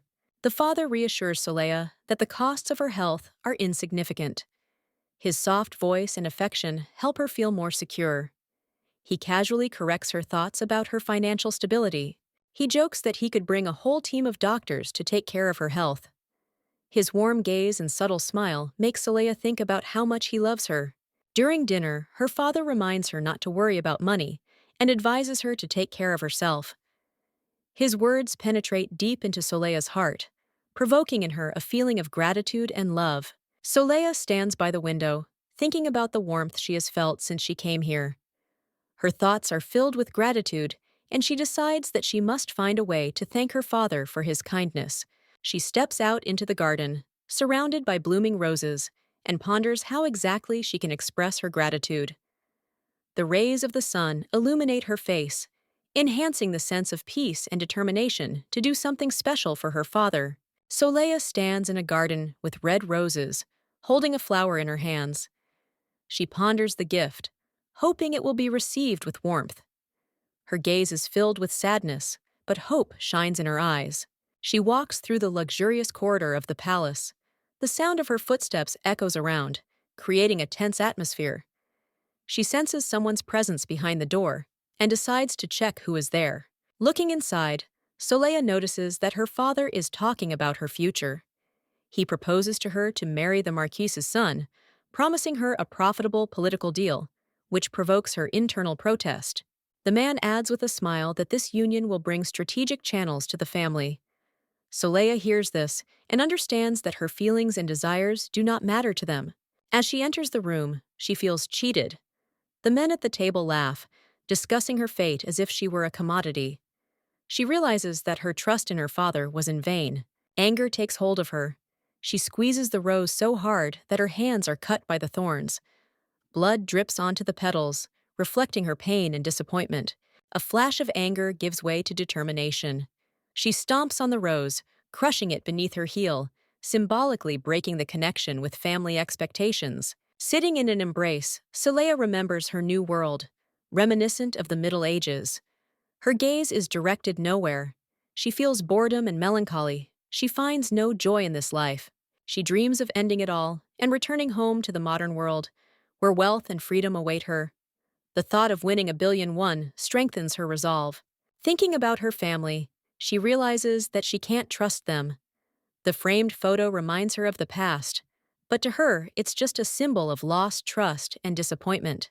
Saleya, sitting in a luxurious room, ponders how to logically resolve the current situation. Her gaze falls on the newspaper lying nearby. The realization of something important puts her on alert. Staring at the glowing journal, Saleya wonders if it can be used to record events that are about to happen. Her thoughts are interrupted by a sudden burst of inspiration. Saleya panics and wonders if she will have enough time to become stronger and cope with the difficulties ahead.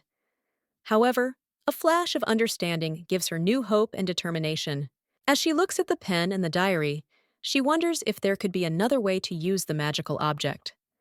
Saleya feels unsure, but realizes that no one has tried to repeat her actions. Lost in her thoughts, Saleya comes to the conclusion that the book's magic influences how others perceive it. She wonders what those who possess magic will see if they open this diary. Herman, who is in the same room, attracts her attention. Saleya decides she can help and asks him a direct question related to magic to test his knowledge.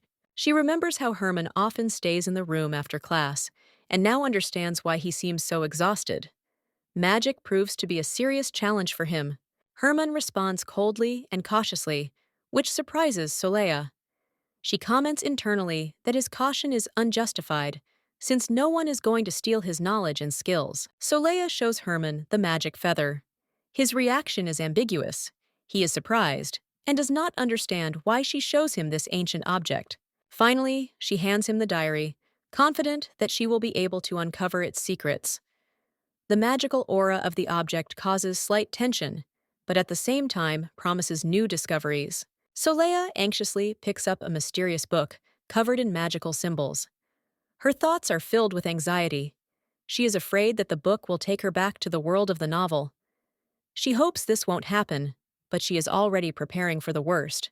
Realizing the risk, Saleya decides to take action. Her face reflects confusion, but she believes she can find a way out. Her prayer is simple, that her actions work, because Herman is the only one who can help her thanks to his knowledge of magic. Herman finds the book and realizes it is a diary. His calmness contrasts sharply with Saleya's enthusiasm, who is clearly overwhelmed with joy at having the diary in her hands, believing that her words could make a difference. Saleya, beaming with happiness, sees hope in the fact that Herman has actually noticed the diary. She begins to explain how important the notes taken there are, and is convinced that they will shed light on her plight. Leafing through the diary, Herman realizes that they are Madame Remshi's secret notes. When he asks her if Saleya wrote them herself, she is shocked. Her gaze darkens, and her emotions turn into a complex mix of fear and irritation. Saleya is boiling inside and feels her patience reaching its limit. Her thoughts are filled with sarcasm. She is outraged by how people can waste their lives on such boring things as keeping diaries when there are more important tasks in the world. Saleya tries to snatch the book from Herman's hands, but he manages to get a glimpse of its contents. She assures him that this is a mistake and that the book does not belong to him, even though she showed it to him earlier. The atmosphere is tense, and Herman sneers. Herman suspects that the text in the book is her own work. Saleya justifies herself by saying that it belongs to another woman, Madame Remiche. There is irritation in her voice, but Herman remains skeptical. Herman is not pleased with Saleya's behavior, reminds her of the rules of etiquette, and asks her not to bother him anymore. He hints at her strange behavior after losing her memory, but says he is not interested in her fantasies. Noticing Herman's coldness, Saleya decides to leave the room. She comments that it was a mistake to ask him for help, and, containing her emotions, she puts the book away to leave. When Saleya touches the book, something strange happens. Herman notices an unusual glow and a magical barrier around the object. He is stunned, wondering what this power is. Solea falls, but quickly excuses herself, saying that she doesn't know what happened. She claims that she was going to leave so as not to disturb him. Herman looks at the book with suspicion. Herman asks why he put magic in the book. Solea avoids giving a direct answer, but deduces that he is trying to hide something important, perhaps even scandalous. Herman goes on to reproach her that such a hobby could ruin his family's reputation. His words are harsh, and he accuses her of being reckless in seeing a threat to her status. Solea insists that she didn't write the book and wonders why he's so persistent. Her voice is full of pride and resentment. She looks him confidently in the eyes. Solea accuses Herman of always being cold towards others, especially Madame Remiche.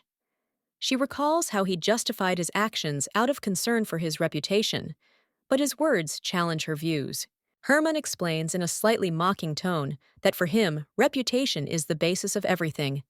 His face shows arrogance, and his words convey confidence, as if he controls everything around him. He reprimands Solea for her inappropriate behavior and demands that she not dishonor the honor of his family. The girl is visibly irritated. Her thoughts are filled with protest against his moralizing. Solea, holding the book, recalls how she came to him for help. She realizes her mistake, considering herself stupid, because Herman arrogantly stepped on her book, showing disdain. Solea is overcome with shock when she realizes that Herman has stepped on the book. This act intensifies her internal conflict, forcing her to think about his attitude towards her. She tries to understand the situation and realizes that she herself cannot even hold the book completely. However, unlike Herman, only the edge of her shoe touches the object. The girl understands that Herman's actions were deliberately demonstrating his superiority. She concludes that his attempts to write or speak are not justified in this confrontation. Solea watches as Herman continues his behavior, paying no attention to her feelings. He shows no remorse for his actions and emphasizes his indifference. Solea, stunned by his indifference, turns around, realizing how much she had underestimated the situation. She begins to see Herman as more than just a brother. Suddenly, she calls him by his name, Herman. There is a note of understanding and determination in her voice, as if the nickname has a new meaning for her. Herman demands that Solea take off her shoes, wanting to make sure of something important. His confusion and persistence create an atmosphere of tension between them, making her wonder about his intentions. Solea tries to help Herman by taking off his shoes. However, her actions irritate him, and he asks her why she behaves this way. Their interaction becomes tense and emotional. Herman loses his patience, trying to calm Solea down. His frightened face conveys concern, because he clearly doesn't understand what she is planning. Solea angrily demands that he give her his leg. She holds a pen in her hand, and her determined look makes Herman feel helpless against her persistence. Herman is stunned and doesn't understand what is happening to Solea. She continues to do something with her leg, clearly with no intention of stopping despite his objections. Solea is concentrating on her work using a pen. Herman is shocked by her actions and thinks she has lost her mind. The atmosphere is tense, but the girl's intentions remain a mystery. The tension gives way to an unexpected ease. Solea and Herman begin to laugh, and their serious discussion turns into a moment of mutual understanding and trust. Herman, a little embarrassed, begins to accuse Solea of constantly bothering him. She makes excuses, but the situation turns comical, keeping the interaction warm. Solea invites Herman to write his name in a book while holding her leg. He finds it strange, but she insists that he do it as soon as possible. Herman is outraged and believes this is an attempt to damage his reputation. Solea insists that it is necessary, but his doubts continue to grow. Solea finally calms Herman down by explaining that it is just part of her plan. He reluctantly agrees, and the conflict is resolved, leaving a slight comic tone. Solea, lost in doubt, reflects on Herman and his actions. She decides to change her approach and prepare a backup plan, realizing the importance of her decisions. She has transformed, radiating a new combination of beauty and wisdom.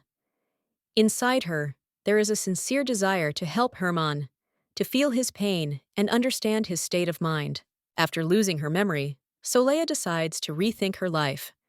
She intends to leave her old weaknesses behind, regain her strength, and overcome her feelings of guilt towards her loved ones. Soleil shares her desire to embrace her siblings' past, understanding that preserving family histories means protecting their legacy and strengthening the bond between them. Herman, surprised, asks why Soleil asks to show her her legs. Soleil answers simply and sincerely, stating that she finds them beautiful, surprising Herman. Embarrassed, Soleil realizes that her words came out differently than she intended. Herman shares his pain about the time he lived without the ability to wear normal shoes. In response, Soleil smiles and admits that she admires her legs, seeing them as a sign of the difficulties she has overcome. This touching confession moves Herman deeply. Herman, staring thoughtfully into space, reflects on Soleil's words. He doesn't understand why she insists so much on confessing, but he begins to sense her sincerity. Soleil, burning with shame inside, asks Herman to listen to her words. It is important to her that he understands her intentions and her true feelings. Soleil explains that she just wants to help him with the leg exercises and adds that they are beautiful. Her care and sincerity inspire respect and gratitude in Herman. Soleil addresses her interlocutor in a playful manner, creating a light atmosphere. Her bright smile and wit highlight her playful personality. She is trying to cheer herself up. In a luxurious living room, Soleil and Herman discuss an important but difficult topic. Both seem focused, but refuse to delve deeper into the subject, preferring to leave it in the past. Soleil, apologizing for her actions, tries to support Herman. Her words are sincere and caring, but he is lost in his thoughts, feeling restless inside. Gray, covering his face with his hand, suddenly realizes something important. His emotions are hard to hide. Surprise and doubt are reflected in every gesture and look. Gray wonders about beauty and its essence as he watches the sunset. His thoughts go beyond the ordinary, highlighting his profound nature. Soleil notices that Gray is acting strangely. Her concern grows because she doesn't understand what made him think that. Gray seems confused. In an unexpected situation, Gray finds himself without shoes. This surprises those around him, but he himself is embarrassed and tries to explain it. In the garden, the artist draws Herman, but he categorically refuses to show his legs. Soleil is clever in putting Gray in this strange situation. Soleil explains that Herman did not want to reveal the secret of his beauty, and Gray, by taking off his shoes, only added to the comic aspect. However, Soleil is happy that she has brightened up the atmosphere. Herman is outraged and condemns Soleil's actions. Gray feels uncomfortable, but realizes he is trapped. The situation brings a smile, despite the embarrassment of all involved. Gray, irritated, notes that Herman is always treated with respect, while he himself is only called Gray. This makes him wonder why his younger brother has such a soft spot for Herman. Soleil is irritated by the constant questions about her legs. She accuses Herman of being the first to give in to her interest by showing his legs. Gray, sensing the tension rising, tries to persuade Herman to show his legs to resolve this awkward situation. His grim expression only emphasizes his weariness with what is happening. Herman is lost in his thoughts, wondering why he should comply with Soleil's strange requests. His confusion increases as he remembers her strange request. Soleil continues to think about Herman's legs, admiring their external beauty. Her strange obsession causes bewilderment and even mild indignation in others. Gray, Herman, and Soleil discuss their obsession with feet. Herman thinks their actions are absurd, while Soleil sincerely finds something sublime in them. The next morning, Herman notices a strange movement in the garden and heads there in surprise, unaware of what awaits him. Soleil's gray-haired father and the little girl herself are in the spotlight. The father sits with his legs bare, and the artist enthusiastically depicts them next to him. The father looks at Soleil with a slight smile and asks her why she is so obsessed with his feet. His calmness and interest make her shiver. Soleil reverently explains that legs symbolize support and strength, that they contain the greatness and loneliness of the past. Her words touch those around her with their sincerity. Herman is pondering Soleil's oddities. He finds her behavior mysterious, especially her attention to his legs, which leaves him a little puzzled and uncomfortable. He's not sure how to react to this. The next day, Soleil behaves even more unusual and forces others to show their legs. Herman simply watches this, trying to understand what motivates the girl and why she behaves so strangely. Herman begins to suspect that Soleil is obsessed with some idea. He considers the situation to be beyond reasonable limits, and all efforts are directed towards getting her to participate in this unusual experiment. Herman recalls instances where injuries changed people and formed strange habits. He believes Soleil is driven by an obsession that won't go away without intervention, and ponders what the right thing to do is. For Herman, family always comes first, and he decides to find out what is going on. With a firm determination, he turns to Soleil to find out how to help her overcome this obsession. Herman finds Soleil, who is training despite the ban. Her persistence and determination leave him with a mixture of surprise and irritation. He tries to convince her, but understands that it is not easy. Gray reprimands Soleil for her stubbornness and reminds her of the consequences of her injuries. She objects that she is willing to go all the way, even if it means going to the doctor again. Their discussion becomes emotional and tense. Conflict erupts between Soleil and Gray, but deep down they both care for each other. Gray tries to protect the girl, but she stands firm, determined to continue training. Still, Gray decides to teach Soleil a lesson, insisting on the need to take a correct approach to training. He uses force to show her the importance of taking health and safety into account. Soleil understands that Gray is right, but she is not ready to admit it openly. Her attitude towards training becomes more serious, and she promises to work on herself while accepting help from her friends. Gray demands that Soleil bend over more tightly, but she resists, complaining of pressure in her head. Herman watches the argument from afar, clearly shocked by what is happening. Soleil is outraged that Gray's behavior is causing her hair, which she spent half an hour on, to suffer. In response, she accuses Gray of being arrogant because of his wealth, which only fuels their feud. Herman abruptly intervenes, pointing out the inappropriate behavior of both of them. He appears tense as he loudly declares that he is going to show his legs to Soleil, with the clear intention of ending the conflict. Soleil is taken aback by Herman's abrupt reaction, but Gray continues to argue. Herman demonstratively bares one leg to prove his point, using magic to bring out its shine. Gray and Soleil are baffled by Herman's actions. Soleil begins to doubt that all is well with Herman. Herman, in turn, stresses the need for an intervention to help Soleil regain her memory. After a moment of confusion, Herman kneels in front of Soleil, his expression becoming more reserved. Soleil watches his actions intently, waiting for an explanation. Herman shows off his legs, which shine with a magical light. He claims that they are the perfect legs that Soleil was looking for, highlighting their perfection. Soleil looks thoughtfully at Herman's demonstration, clearly confused by what is happening. She tries to find the words to explain her feelings, but it proves difficult. Herman watches Soleil warily, waiting for her reaction. Gray, meanwhile, wonders what could have caused such a situation and why Herman's legs were the center of attention. Soleil eventually notices that Herman's legs have actually changed. She suggests that they have become more massive. Herman is perplexed to understand how this could have happened in just a few days, which raises even more questions for everyone. Soleil, noticing the changes in Herman, expresses her disappointment and points out his weakness.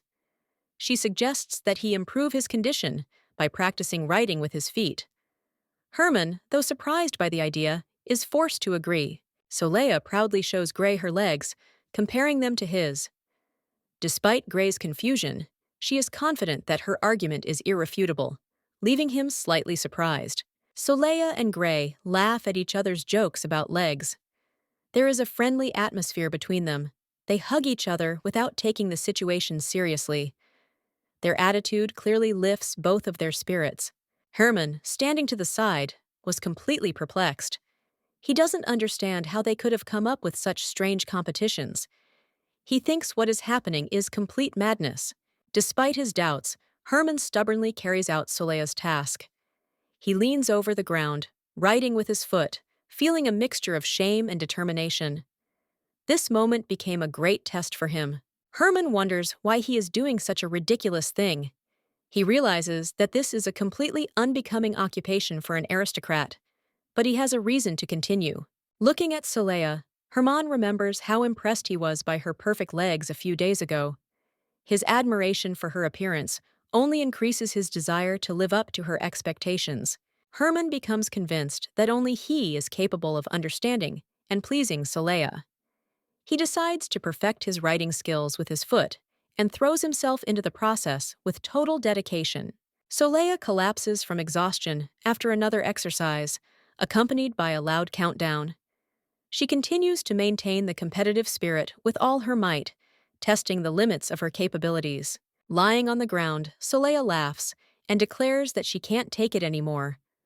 Her tiredness and emotion express the joy and sincerity of the moment, showing how unusual and close this friendship has become. Soleil examines the lottery ticket, which she keeps carefully in her locket, understanding its meaning. Remembering that it is her symbol of hope, she decides to always keep it with her, since her future remains uncertain. Lying on the ground, Soleil reflects that training cannot be stopped, even if she is busy with other things, such as improving her relationship with Herman. She decides that it is time to act and return to her goals. Herman unexpectedly arrives at Soleil's house. His appearance causes surprise and joy in the girl.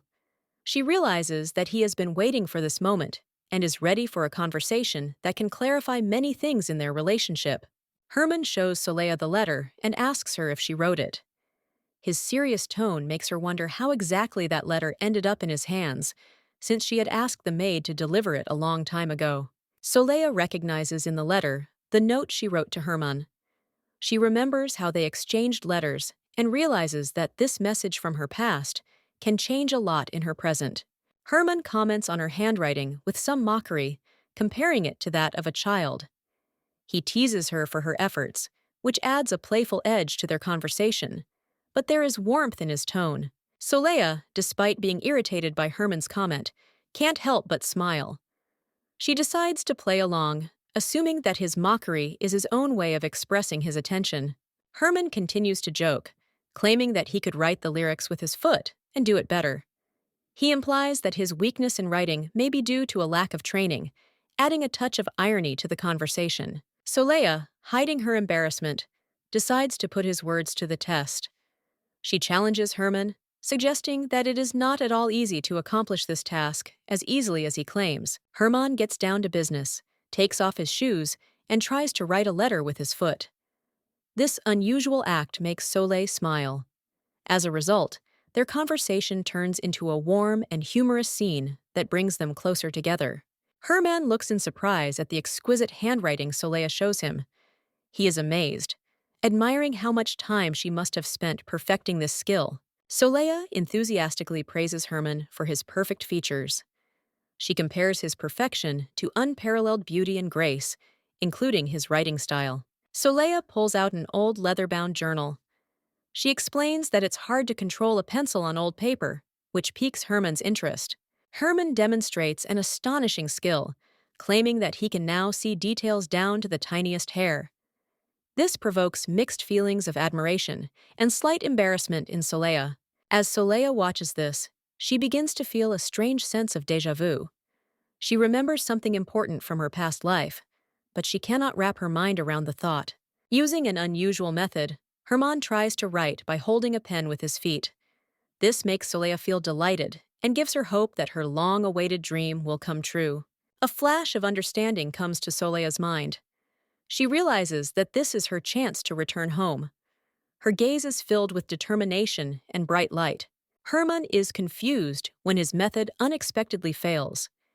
He tries to understand why something is going wrong, and it makes him anxious. Herman and Soleil find the task more difficult than they expected. They argue and try to find a solution together, but emotions overwhelm them both. Tensions reach their peak, but the pair do not give up. Their combined determination fills the atmosphere with drama, leaving hope for success and resolution to come their way. Herman nearly breaks the fragile handle, causing chaos. Soleil falls, pressing her face into the floor. Her despair and screams pierce the room, and Herman, confused, tries to apologize. He realizes he has ruined an important moment. Soleil, with her head bowed, whispers about her pain. She cannot cope with the new reality. Herman watches her suffer, feeling guilty for what happened, but his attempts to correct the situation seem futile. Soleil runs away crying, but at the same time talks about how concentrating on the task before helped her to distract herself.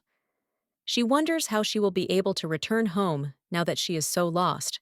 She lies on the ground, crying, clutching her dress in her hands, thinking of home. She feels very lonely and sad. Her emotions are overwhelming, making the pain of loss even greater. Herman approaches Soleil and gently places his hand on her head to calm her down.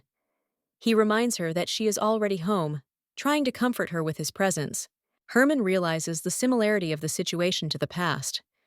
He remembers something he had long forgotten, but which seems important. Fragmentary images of the past associated with his kindness emerge in his mind. The image of Duchess Eileen Edan von Virgo appears before his eyes. Her figure symbolizes memories of times gone by, the warmth and kindness he associates with home. He remembers how kind and affectionate the Duchess was during his childhood. However, at that time, he believed that this kindness would not last forever, that the childhood idyll would end sooner or later. It has been a month since Herman arrived at the farm. He admits that he still can't sleep because of anxious thoughts and fear of change, still feeling like an outsider, unable to even trust the food, believing it might be poisoned. Herman is left mired in doubt and fear, unable to find a way to feel safe or belong there. Herman lies on the floor, cowering in fear and pain, remembering the torment the food causes him. He is afraid of repeating the past, feeling as if his body is tearing itself apart from within. His gaze turns intense as he considers that these experiments may be being performed specifically to awaken the magical abilities that exist in his family. Remembering the checks from his father and stepmother, Herman feels hostile. Every visit from the adults promised new painful experiences. He did everything he could to avoid them. The expectation of the adults in the room filled him with dread. The visits always ended in painful experiments. These memories only increased his mistrust and his pain. Exhausted by hunger and lack of sleep, Herman spends his days in his room, suffering from hunger. He is exhausted both physically and mentally, causing his thoughts to be confused. Herman still decides to get out of bed, feeling how unbearably hungry he is. The hunger becomes overwhelming and forces him to search for food. He notices a cart with provisions and approaches it. Hoping for luck, Herman convinces himself that there is no poisoned food or magic traps there. When he finally finds food, he greedily satisfies his hunger, devouring the food so fast that he can't even speak. A sense of relief is mixed with anxiety, but when he touches the spice box, he triggers a magical trap. The glowing spell frightens him, awakening old fears about adult control. Herman realizes that even food can be part of the trials that are being prepared for him. His internal conflict between hunger and fear continues to grow. The events begin with a powerful explosion that engulfs the building. Herman, who has been subjected to magical experiments, finds himself thrown outside. His body convulses, and his consciousness sinks into darkness. Herman struggles with the pain caused by cruel magical experiments that heightened his sensitivity. His eyes are clouded, his breathing is labored, and there is chaos everywhere. His condition is critical, but he clings to life. At that moment, a local resident finds Herman in the woods. Seeing the boy, he assumes he is a thief, making his intentions seem threatening.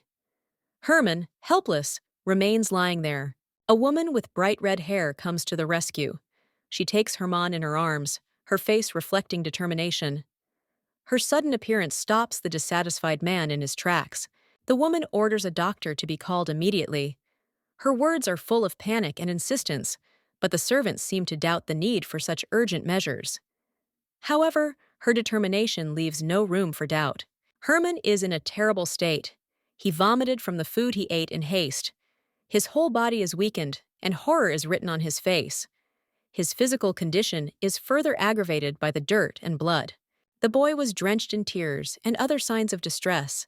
He has difficulty moving, and his condition is only getting worse.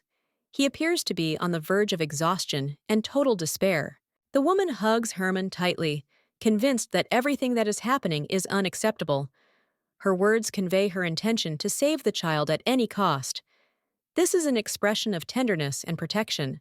The servants try to convince the woman that they will take care of the child, but she firmly replies that she will not entrust him to anyone else. Her determination is visible in every gesture. The scene emphasizes her connection with Herman. She calls him her son, making it clear that her feelings for him are strong and genuine. Her words sound like a promise she intends to keep. The woman desperately calls out to Herman, trying to stop him from falling. Her face expresses horror and helplessness, and she tries to hold on as best she can, despite the danger surrounding her. Herman, looking at the woman, realizes that time has passed too quickly before he could open his eyes again. The landscape around us seems calm, contrasting with the tension. The woman greets Herman with a warm smile and asks if he is awake. The light of the setting sun illuminates her face, creating an atmosphere of comfort and care that touches the heart. Herman is confused and wonders where he should go now. There is uncertainty on his face and tears glistening in his eyes. The shadows of the past weigh heavily on him. Herman remembers how he was often abandoned after being used. In his heart, he prepares for the fact that he will have to find his place again. His shoulders seem slumped with fatigue. The woman, with tears in her eyes, assures Herman that she is home now. Her voice sounds sincere, and her words seem to embrace him, making him feel safe. A majestic house stands before them. Herman sees it for the first time and feels a warmth that penetrates his heart. The woman confirms that this is her home, her place of rest. Herman, looking at his new surroundings, remains silent, digesting what has been said. He is trying to come to terms with the fact that this is really his new reality. There is a glimmer of hope in his eyes. Herman is lying in bed, and a woman asks him if he feels better. She looks after him carefully, creating an atmosphere of trust. He feels that for the first time, someone genuinely cares about him. Herman's father smiles with relief at his recovery. He jokingly asks Herman to warn him in the future if he wants to go into hiding, creating a warm moment of reconciliation. Herman feels that those around him ignore his actions. He is tormented by guilt over his mistakes, noticing how everyone prefers to ignore his flaws. This provokes in him a contradictory mix of shame and despair. Herman admits that he stole food to survive. He feels insignificant, comparing himself to a rat. His distrust of others was the result of loneliness and fears accumulated over many years. Herman expects reproaches inside him, but instead he hears silence. He finds it hard to believe that no one is judging him. Confusion and bewilderment mingle within him, intensifying his internal conflict. The painful words he heard about himself in the past permeate Herman's consciousness. He remembers being called useless and talentless, which only increases his feelings of insignificance. Instead of accusations, however, he feels a warm touch. It suddenly replaces all negative thoughts. At that moment, Herman feels an unexpected acceptance and care that awakens hope in him. Herman's father asks about his condition, carefully placing his hand on his head. Herman feels uncomfortable, but he also feels calm and security growing in his heart. Herman, barely containing his emotions, replies that he is fine. However, deep inside, for the first time, he feels the warmth that has been missing for so long. This makes him feel unusually ashamed. Herman recalls a time in the past when the Duchess, despite its filthy state, called this house her home. These words sank deep into his soul, giving him a sense of belonging. Consider Solea, the Duchess's biological daughter, who has everything: inheritance, status, and support. Herman feels the difference between their destinies, but he does not envy them. Herman realizes that despite all the difficulties, he has found his place. His father's care fills his heart with light, giving him the strength to accept himself as he is. Solea is confused, aware of a strange feeling that something is wrong around her. She tries to understand her feelings, but fear and uncertainty overwhelm her, leaving more questions than answers. The memory of how much the Hetzrog had frightened her stirred her feelings. She realizes that in his presence, her anxiety only intensifies, filling her soul with a mixture of uncertainty and anticipation. Herman notices her confused look, which causes him great concern. In her eyes, he sees a reflection of his own fears, which haunt him. To fix the situation, Herman casts a time spell in her room. He tries to protect her and understand what exactly is scaring and hurting her so much. Herman delves into his memories and realizes what it was like to spend a night in fear. He feels responsible for sparing her such experiences. He tries to comfort Soleil by telling her that she is home and that she can feel safe. His words convey sincerity and a desire to be a support for her. Soleil, however, feels overcome by despair. She remembers her lost money. Her emotions change from melancholy to indignation, awakening in her determination. Herman ponders her words, trying to understand what exactly she needs. He promises to do everything he can to help her, his thoughts focused on her happiness. As he says goodbye, he promises himself to be there and support her, no matter what. Herman feels compelled to keep this promise, no matter how difficult the road may be. Soleil decides to act on her own. She concludes that the only way out for her is perseverance and strength. The determination is evident in her gaze, full of inner strength and confidence. Soleil reflects on her situation. She has exactly 1 year to recover her earnings, but she has already lost a whole month. She is overcome with anxiety because time is running out and the need to return becomes more and more evident. In her thoughts, Soleil realizes the danger she runs by being noticed. Her inner voice reminds her that she can't trust anyone, even if someone shows her kindness. There are hidden motives behind the smiles of those around you. Tired of thinking, Soleil tries to distract herself, but is overcome by someone who disturbs her peace. Her mood is mixed, between tiredness and the unexpectedness of the intervention. Gray comes across as a brilliant hero. His confidence and calmness lift your spirits, but his unexpected behavior makes you wonder what he wants. He starts the conversation by emphasizing his energy. Gray notices Soleil's strange state and offers to help her. Soleil assures her that she is fine, but her answer does not convince Gray, who shows obvious concern for her well-being. Gray says that he is her brother, and as a relative, he cannot remain indifferent.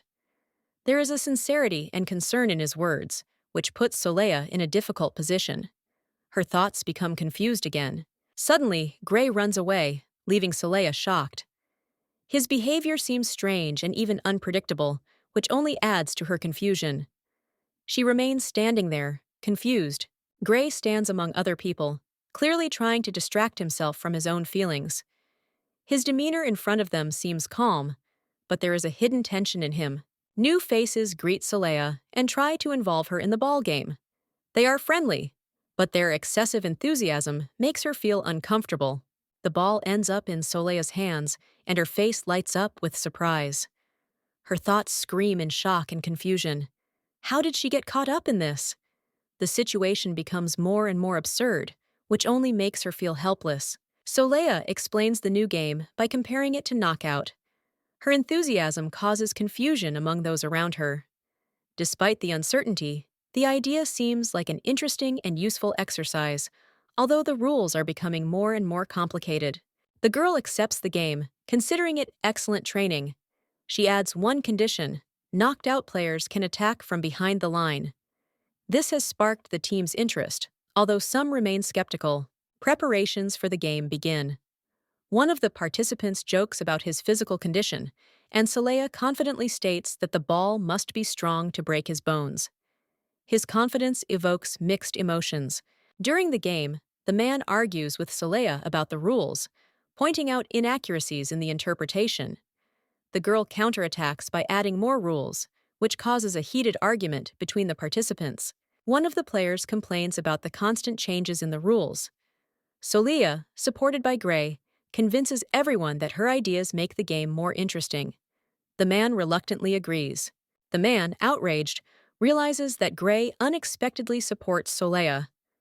The participants begin to joke about the situation, and the tension gives way to laughter. An argument over the rules turns into a friendly fight. Herman notices that Soleil is getting too carried away by the process. However, the game continues and becomes more and more fun. Soleya plays actively, full of energy and enthusiasm. Her enthusiasm is contagious to others. The game gains momentum despite constant disputes over the rules. The game ends with friendly laughter. Soleya, pleased, suggests trying a new strategy. Her enthusiasm brings the team together, creating an atmosphere of fun and competition. During a pause, the boy, smiling, comments that someone might think Soleya likes to train. She laughs in response, confirming his assumption. Soleya remembers her school years. She really enjoyed her studies, but what saddens her the most is that she did not finish the last year. She is sure that the impressions would have been even brighter if the studies had continued. She looks back with nostalgia at the people at the restaurant where she used to work in the kitchen. Back then, she still had friends, and, although the work was hard, life seemed less difficult than it is now. However, one day, some friends came to her house, and the loan sharks showed up.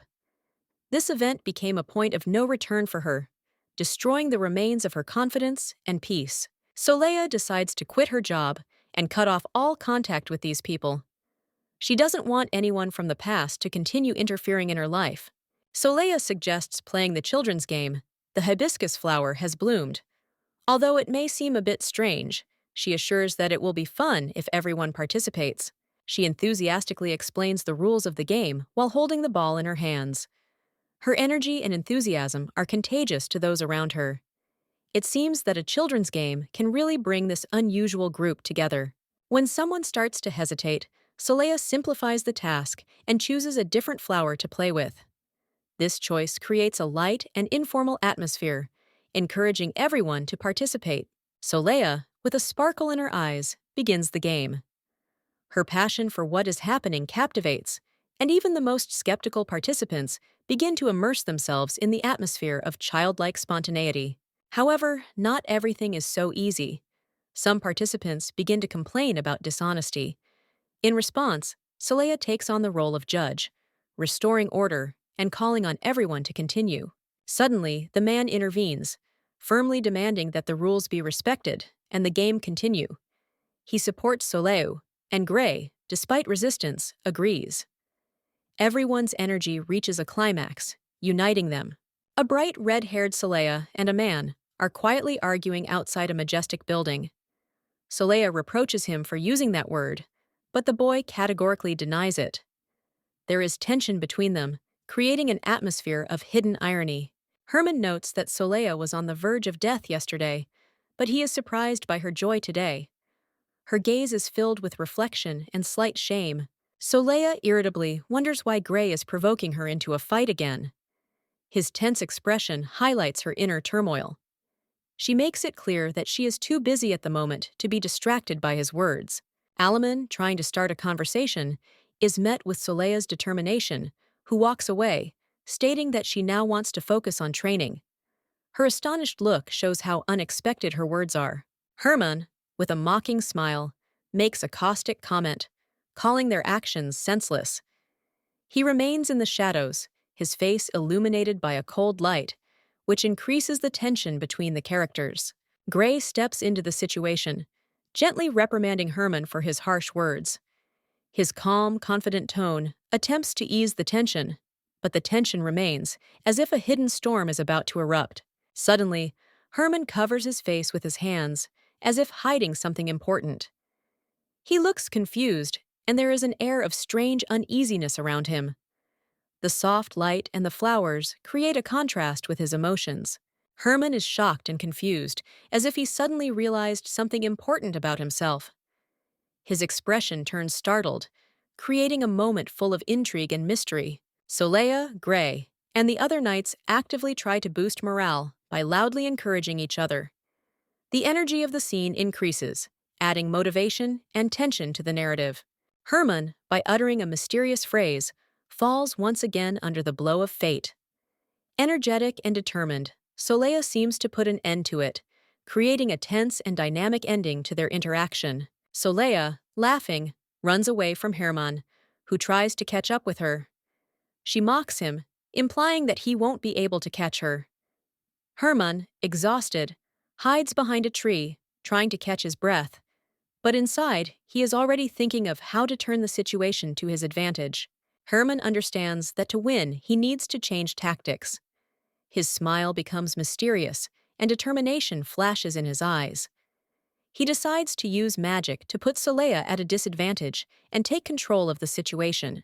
Herman activates a magic circle surrounded by glowing runes. Saleya and the other participants in the game, including Gray, are shocked by his sudden use of magic. They don't understand what he's up to, but they feel that their chances have been greatly reduced. Herman's magic creates a barrier, increasing the distance between him and other players. Saleya indignantly exclaims that this is unfair. She says that magic makes the game unfair, and that they can't even get close to him. Herman, as usual, responds with a hint of mockery, claiming that magic is part of the game. Saleya replies by reproaching him for his cunning and calling him a cheat.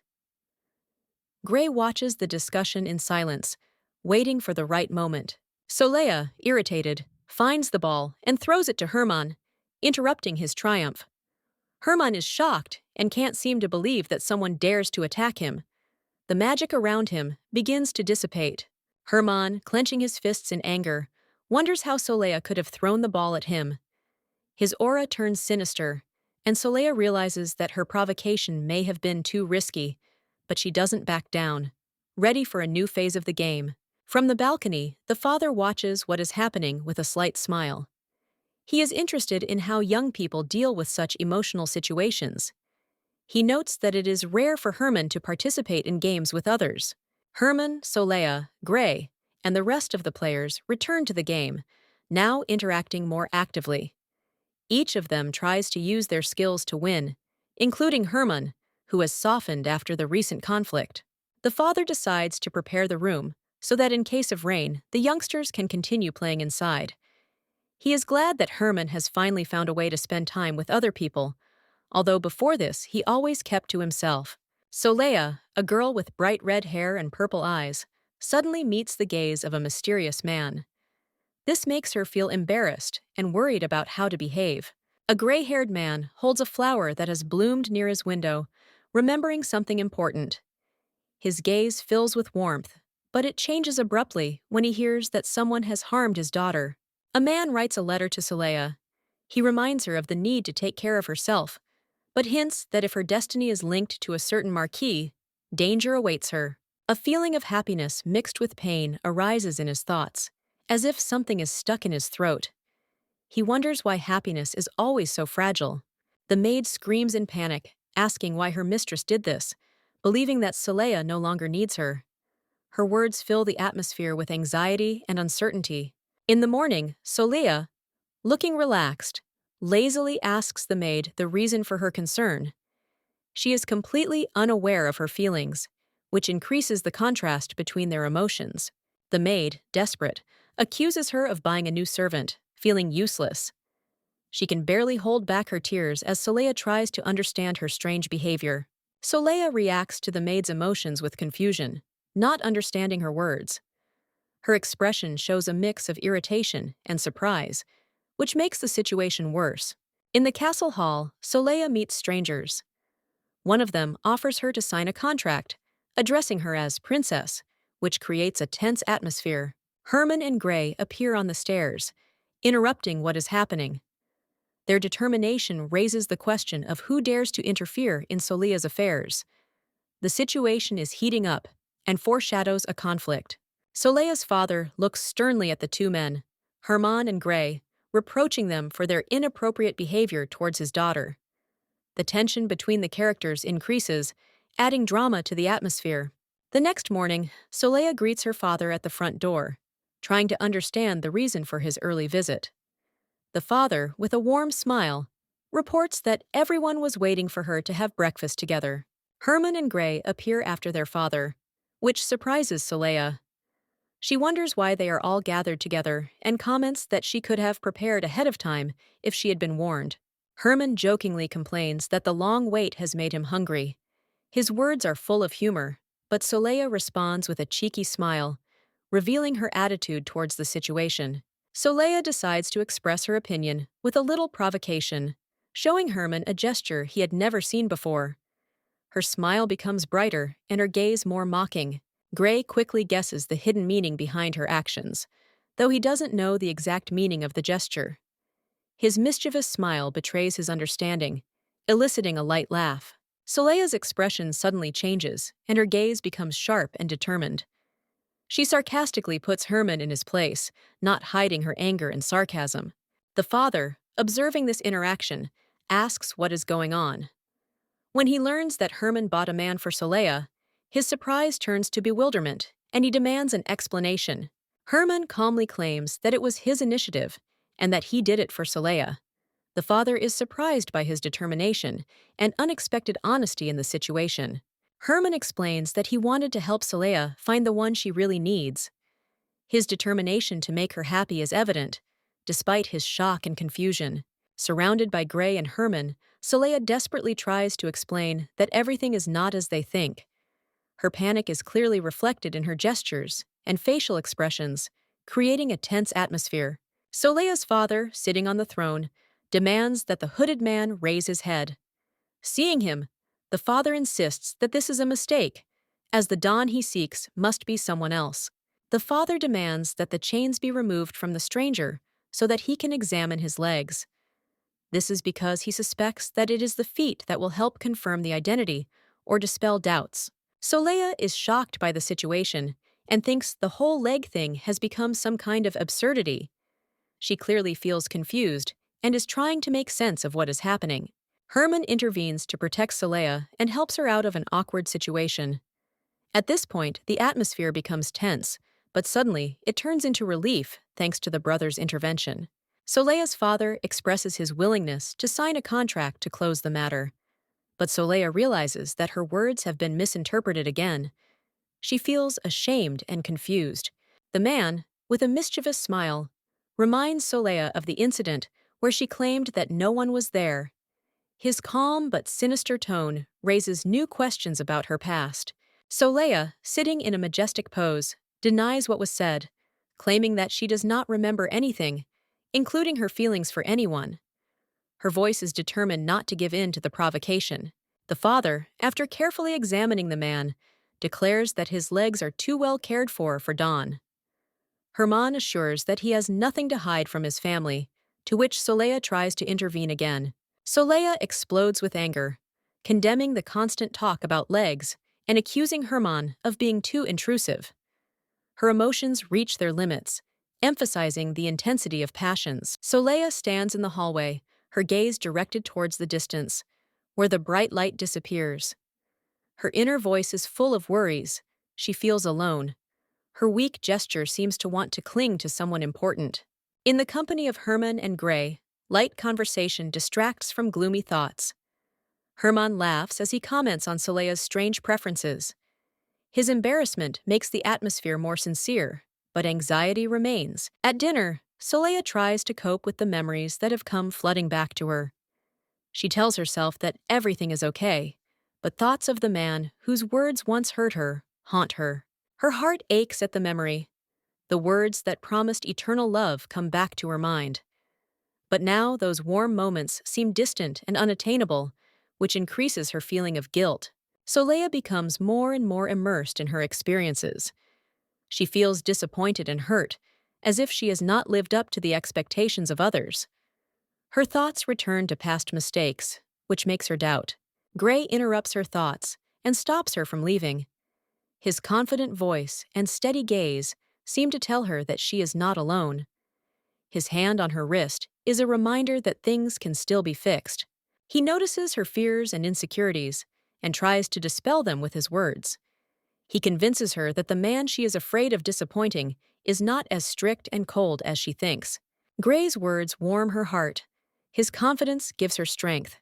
She begins to believe that mistakes don't matter as much if there's someone willing to help. She takes a step towards her feelings. Solea remembers that the one she feared was never cruel. These thoughts bring her back to simple but important truths. Strict words do not always mean a lack of love. Her heart fills with warmth. Gray's words and support help her put the past behind her. She is now ready to accept herself and those around her with gratitude and new hope. Solea jumps out of her chair and quickly leaves the room, leaving a pensive young man at the table. She seems determined, but behind her haste, there is clearly a storm of emotions and hidden pain. The young man turns around confused, trying to understand her words. Alarm appears in his eyes. He begins to suspect that something terrible may have happened in the house. Soleil knocks carefully on the door where her father is. She feels guilty and ashamed. Only the determination in her gaze suggests that an important matter has brought her to him. The father invites her in and, with a soft smile, offers her a seat. Soleil holds a tray of food in her hands, trying to find a way to express her thoughts despite her nervous tension. She sits across from her father in the luxurious, high-ceilinged living room. Soleil gathers her strength to say what she has been wanting to say for some time, but her voice trembles with emotion. Her father interrupts her warmly, noticing her confusion. His calm tone and humorous remarks lighten the mood. However, behind his words lies the expectation of a frank conversation. The father expresses his hope that his past behavior has not been misinterpreted. He emphasizes that he is not disappointed in her, but only surprised by her actions. His words gently touch his daughter's feelings. Suddenly, Soleil's face freezes in confusion. Her father's words stir up a storm of thoughts in her soul. She looks at him as if trying to understand the hidden meaning of what he said. Her memories come alive with moments when she could guess her father's mood from the slightest signs. She recalls how, as a child, every change in him affected her condition. Soleil recalls her childhood fears. A look from her father, full of anger, made her afraid to touch things that reminded her of her mother. These memories further intensify her internal conflict. There are empty bottles on the table, creating the feeling that someone is drowning in despair or seeking solace in alcohol. The question arises, what has led to this? Joy or bitter failure? Solei's eyes fill with tears as she wonders if this man will eventually abandon her like the others. Her internal monologue reflects a deep vulnerability and fear of loneliness. Alone, Soleil is lost in her thoughts, clasping her hands together. She remembers the grievances and unspoken words that have built up inside her and torment her. Her emotions begin to overwhelm her. In a room filled with elegance, Soleil's father speaks to her calmly. He notes that her anger is caused by a misunderstanding and offers her a decision that could ease her pain. Soleil feels a mix of emotions as she prepares to respond. She mentally tries to gather her thoughts to express everything she has accumulated, realizing that she had no chance to influence what was happening. Her thoughts turn to the injustice that has occurred. She realizes that the cause of the situation does not lie in her actions. Despite this, she feels the need to remain calm. Soleil admits that she is not angry, although her gaze betrays a deep pain. She tries to convince herself and others that she is calm, but inside she feels empty. The atmosphere lightens a little. Her father notes with relief the change in mood. However, the tension remains, and he suggests calling someone to help her. Soleil refuses help, saying she can handle it herself. Her voice is firm, but deep inside there is a heaviness that she is not willing to share with others. She takes a step towards independence, assuring that there is no need to worry about her. Her look, full of inner strength, suggests that she has decided to follow her own path. In a richly decorated room, a gray-haired man thinks about Soleil. There is doubt in his gaze. He calls her by name, as if he were waiting for an important answer. The atmosphere is filled with silence and anxiety. Soleil, a red-haired girl, hears an unexpected whisper. Her head is spinning, as if her thoughts are trying to escape. She understands that she has witnessed something illegal. In front of her appears a girl who resembles herself, but seems more self-assured. She claims that this is her place, causing Soleil to feel a sense of loss and confusion about what is happening. Soleil feels that the doppelganger's voice sounds exactly like her own, but it belongs to someone else. This thought creates doubts about the reality of everything that is happening. Soleil realizes that the vision is a figment of her imagination, but she can't shake the feeling that what is happening is real. Her mind is torn between awareness of the illusion and the desire for answers. She asks for forgiveness, internally acknowledging that all of this is foreign and does not belong to her. Soleil feels disconnected from the real world, but accepts her insignificance. Despite everything, Soleil smiles and says that she doesn't believe in things like family. Her eyes are filled with a slight sadness, but in them you can read the reconciliation with herself. Silence falls over the estate. Soleil walks down the hall, thinking about how her father was offended by her words about the worthlessness of the slave he bought. She blames herself for her bluntness. Soleil sees her father standing on the balcony, silently looking out at the garden. She senses his disappointment, but can't find the words to comfort him or make things right. She steps outside, enjoying the warm sunlight. The weather seems almost a mockery of her inner anxiety, but even in this, she finds a little peace. Soleil looks at the situation in surprise, wondering why something is happening. Her maid explains with a smile that the lady has forgotten something again, accompanying her comments with a humorous but kind tone. Soleil's face shows confusion and indignation when she notices the strange behavior. The maid naively explains that the lady did not give any order and that the reason was probably a simple expectation. Soleil is horrified to realize that someone was able to remain standing all night simply because she did not give any orders. Emotions overwhelm her, and she begins to search for explanations, a little stunned by what is happening. Rushing to check on the stranger, the girl finds him tired but motionless. She runs to him to see if he is okay, her actions tinged with worry and confusion. To her surprise, she realizes that the man's hands are chained. This causes Soleil to panic, and the situation takes an unexpected and dramatic turn. She is trying to figure out what happened. The man awkwardly explains that the keys to remove the shackles must be in the mistress's possession. Soleil reproaches him for not having informed her of this before. However, he decides to rectify the situation by remaining calm. Soleil tries to insert the key, but the process is not easy. She struggles with the lock, frustrated that she cannot help right away. Meanwhile, the man, embarrassed, tries to calm her down. Eventually, the situation begins to resolve itself, though complications with the locking mechanism delay them. In this context, the maid watches what is happening, believing that the lady is showing kindness and care. The man, freed from his chains, thanks Soleil for her efforts. They share a moment of understanding, and the girl continues to show concern, assuring him that she needs to rest. The situation ends with a warm scene where the maid lovingly observes the interaction between the mistress and the man. She admires Soleil and finds her kindness admirable. Soleil persistently tries to reason with her partner, demanding that she stop the meaningless conversations and concentrate on solving the problem, which becomes more and more threatening. She finds that her attempt to free the prisoner using the key fails. Frustration mounts, but she remains determined to find another way to help. The prisoner, seeing her confusion, tries to reassure her that she is not guilty.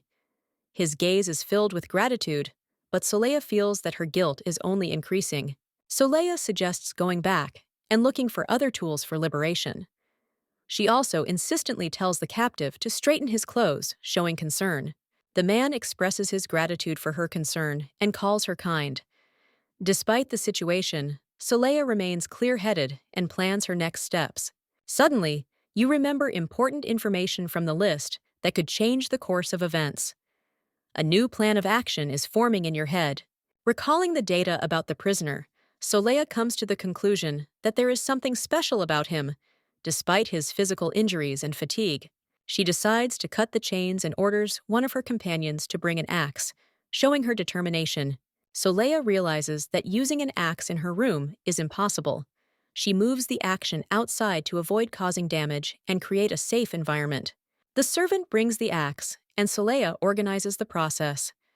Her confidence and determination delight the captive, strengthening his faith in her abilities. Soleil hands the man something and tells him it is for his hands. The servant, hearing this, begins to panic, misinterpreting her intentions. The atmosphere becomes tense. The servant realizes that Soleil may be about to do something drastic. His thoughts are filled with anxiety, and he imagines dramatic scenes where someone's hands are cut off. The servant understands that the consequences of such actions could lead to serious conflicts. Panicking, he decides to tell Gray about this, hoping to avoid something irreparable. The running servant is overcome by a feeling of hopelessness. He calls on Gray to intervene and stop Saleha, fearing her actions. The servant finds Gray among the guests. His voice trembles as he apologizes for the intrusion. The situation escalates, and everyone's attention is drawn to what is happening. Gray is shocked by the servant's words. He assures him that everything is fine and asks the servant to calmly explain what happened. However, the servant continues to look scared. Gray meets people who have attracted the servant's attention. These are ordinary servants: a gardener, a kitchen helper, and a messenger. The servant does not understand why they are there. Gray speculates that one of these people may have been involved in the problems with Saleha. His gaze turns cold, and he begins to question them. The servants deny their guilt. They insist that they have never caused harm or shown aggression. Gray reflects on their words, trying to understand what happened. The atmosphere is tense, but Gray remains determined. He is going to find out the truth, even if it means exposing one of the servants. Anxiety lingers in the air. The young man gives a confusing excuse to his interlocutor, claiming that after working in the duchy, he returns home immediately.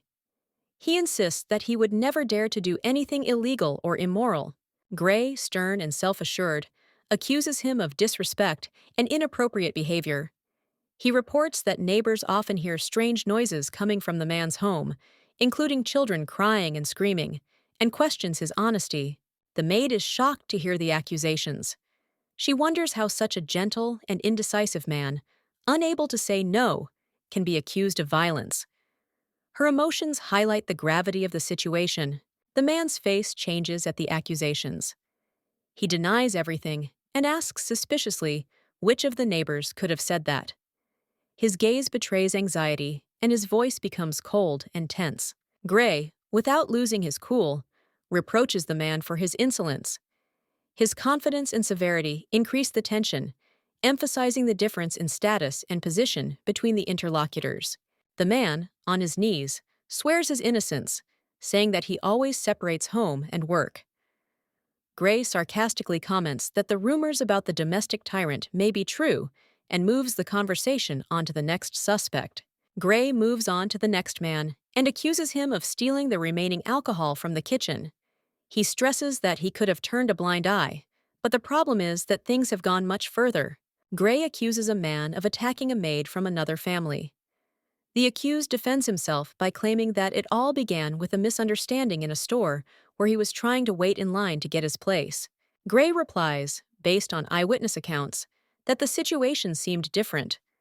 The woman stood up first, but the man did not notice her. He stresses that such actions are unacceptable and ends the conflict. The third man, panicking, excuses himself, saying that he has no connection to the lady and does not understand why he was called. However, Gray, with his silence and attentive gaze, emphasizes that he does not believe him.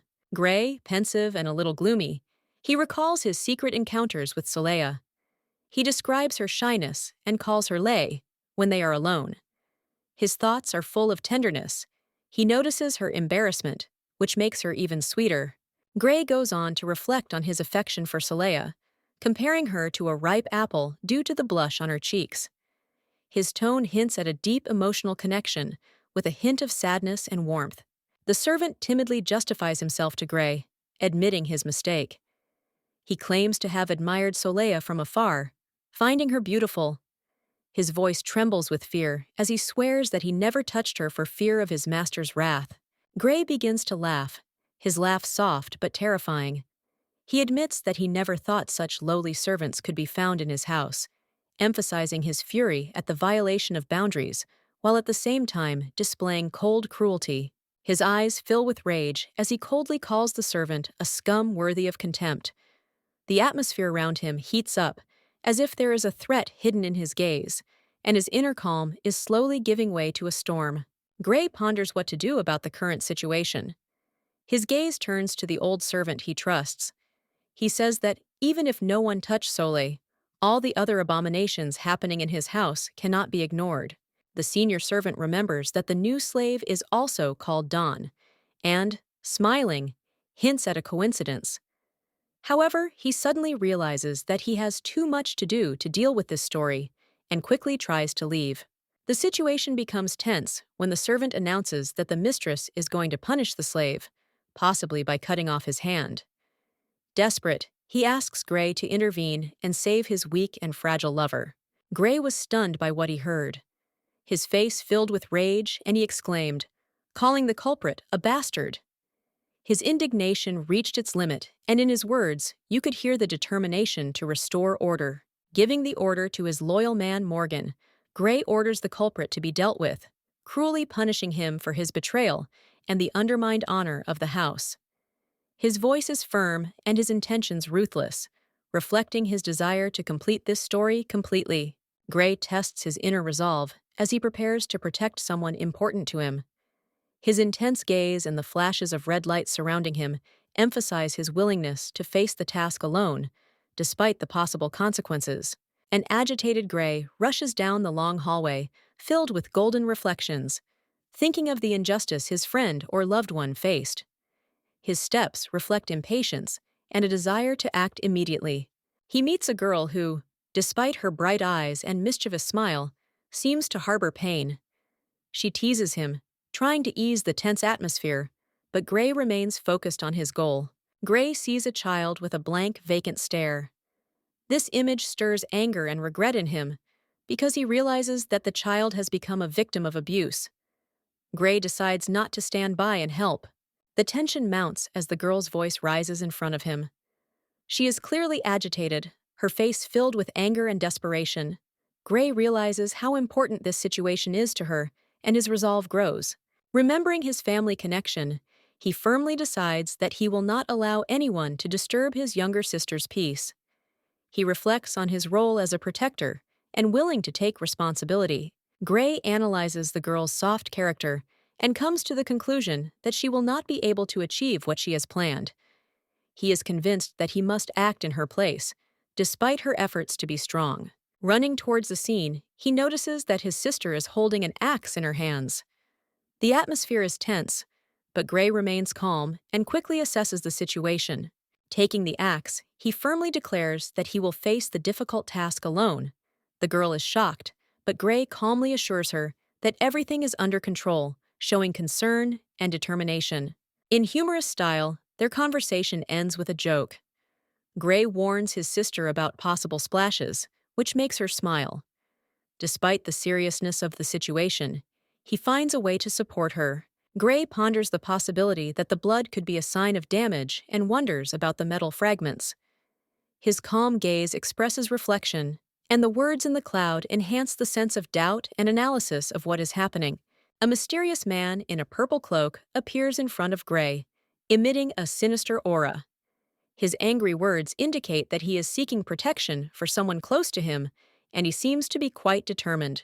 Gray, resolutely gripping his axe, prepares to cut the chain that accompanies one of the company members.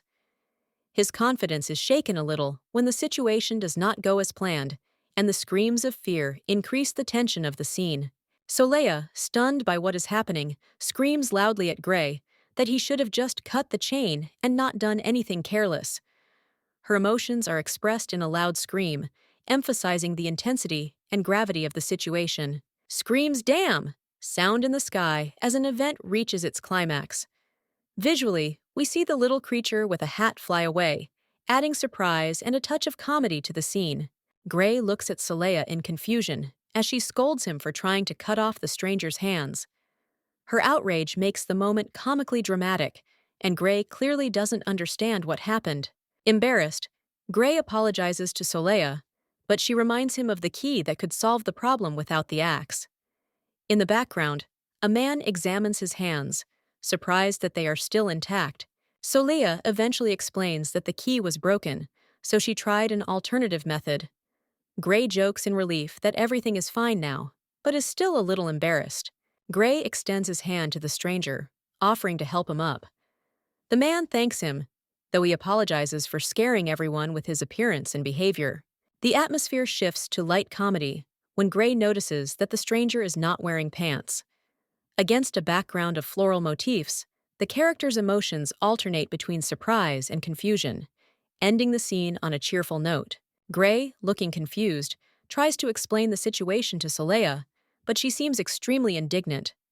Gray's embarrassment only increases when she abruptly points out his appearance, clearly implying that he is in an awkward situation. The atmosphere between them becomes tense, but the irony does not disappear. Soleil justifies her actions, but Gray is dissatisfied, believing that her actions could have been more consistent. He is clearly uncomfortable, and his smile only increases his embarrassment. An emotional exchange begins between them, full of energy and hidden humor. At that moment, another girl appears, who calmly suggests leaving everything as it is. Her calmness contrasts with the heated emotions of Soleil and Gray. The proposal leaves them both stunned, and Gray's bewilderment reaches its peak, adding to the comic tone of the scene. Gray tries to understand the absurdity of what is happening, his face reflecting complete inner chaos. Soleil easily gets out of the situation by justifying the actions of another character with family difficulties. She gently takes Gray by the shoulder, urging him to move on, as if she wants to close the matter. It's clear that Soleil doesn't take the situation seriously. Her gaze betrays hidden thought as she advises Gray to change his approach and stop making life difficult for her. Her cheerfulness eases the tension, but Gray is still clearly uneasy and trying to process her words. The camera moves to a general view of her house. Soleil's internal monologue sounds reflective. She reflects on the strange dynamics of her family, which, despite everything, is becoming stronger. At the same time, the surroundings demonstrate the comfort and warmth of the surrounding environment. Later, at home, Soleil enthusiastically begins an endurance exercise, trying to maintain perfect posture. Her efforts are obvious, but the tension and desperation gradually increase. Her determination inspires respect, even if the effort seems a little ridiculous. Gray closely observes her actions, morally supporting her and telling her about her attempts. His presence helps her overcome difficulties. Soleil is completely focused, trying to achieve her goal. A light but touching support emerges between them. Soleil finally achieves her goal with an impressive performance. She falls exhausted, but seems satisfied with her achievements. Gray, reassured by her success, thanks her for her efforts. There is a warmth between them that confirms their closeness. The atmosphere is bright and festive again. Those around her are genuinely happy about Soleil's success. Gray looks at her with a slight smile, showing his pride and admiration. Their family is really growing and getting stronger, despite all the oddities and obstacles. The young girl found herself in an awkward situation, and her actions raised questions among those around her. One of the characters, Gray, wonders why she pursued her dream in that way.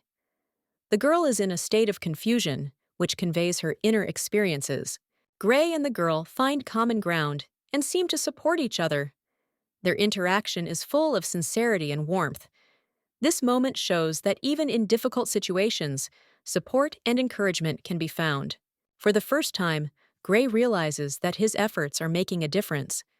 He looks at his hands soulfully, reflecting on the meaning of his actions. This awakens in him a sense of worth and strengthens his resolve. The girl enjoys the moment, feeling calm. Her thoughts suggest that it is better to act than to remain inactive. She decides that Gray should continue training, as this is an important step towards their mutual success. The girl notices changes in her body, probably the result of regular training.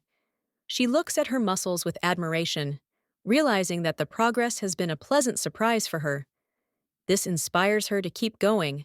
His determination grows, and he prepares to take another step. A tool appears in his hands, symbolizing his desire to face the task, despite the difficulties. His inner fire burns ever brighter. She is confident in her abilities and will complete what she started no matter what. The girl radiates confidence, knowing that she is facing an important test, but she is willing to overcome all obstacles. Approaching the goal, the girl almost achieves the desired result. She is focused and calm, aware of how close she is to achieving a breakthrough. This is the moment of maximum tension. Her strength begins to falter. She feels tiredness taking hold of her. It is doubtful, but her amulet reminds her of her goal. She struggles with herself to find hidden reserves of energy. Despite her exhaustion, she keeps trying, determined not to give up. Her gaze is filled with determination, and her inner monologue strengthens her will. This moment highlights her resilience and determination. Soleil, hanging upside down, mentally encouraged herself, preparing for the important step. She imagined returning home with a large sum of money and reassured herself that she could do it. Her determination shone in her eyes, full of hope. She performed some action related to the book, and looking at the result, happily stated that her idea worked. A quiet "it worked" rang in the air as the magic or technique began to work as she had planned. Inspired, Soleil pondered the theory, which was eventually confirmed. She realized that with the help of the book, she could return home if her plans came true. The prospect of achieving her dream gave her strength. Dreaming of the future, she imagined how she would pay off her debts, buy a cozy house in the village, and live like an ordinary person, enjoying all the benefits of the modern world. These thoughts caused a storm of joy in her, but he also considered the practicalities. Buying a car involves taxes, so he decided to rent one. As he imagined his vacation, he thought about who he would travel with and the people who would make the trip more fun. His choice fell on Gray, even though he often complains. On the road, the driving was tense, and Gray warned Soleil to drive carefully, especially in the corners. Despite her comments, Soleil remained in her style, causing Gray to grab his head. He irritably asked her how long she planned to drive so recklessly, prompting her to smile and offer a mild apology. Soleil laughed, imagining how her brother would complain about Gray when he found out about her adventures. She thought how funny and ironic the situation was, and was glad she could control it. Suddenly, his mood changed as he remembered the house that seemed strange to him. He realized that he did not belong there, and that this family was not his, which caused him sadness and a little remorse. Looking at the bright flowers, he mentally addressed Soleil, apologizing for his doubts. She realized that her own brightness and meaning were not strong enough, but this was no reason to give up, because her path was just beginning. Soleil sits pensive on the bed, surrounded by a gloomy atmosphere. She reflects on her single life, realizing that even if she returns, nothing will change and she will be alone again. Her thoughts are tinged with sadness and alienation. However, a moment later, she finds herself thinking that she had always been alone, and that suited her. A slight smile lights up her face as she tries to convince herself that solitude is her choice, her normal state. But deep down, she is still tormented by doubts. Her thoughts become deeper as she thinks back to the past.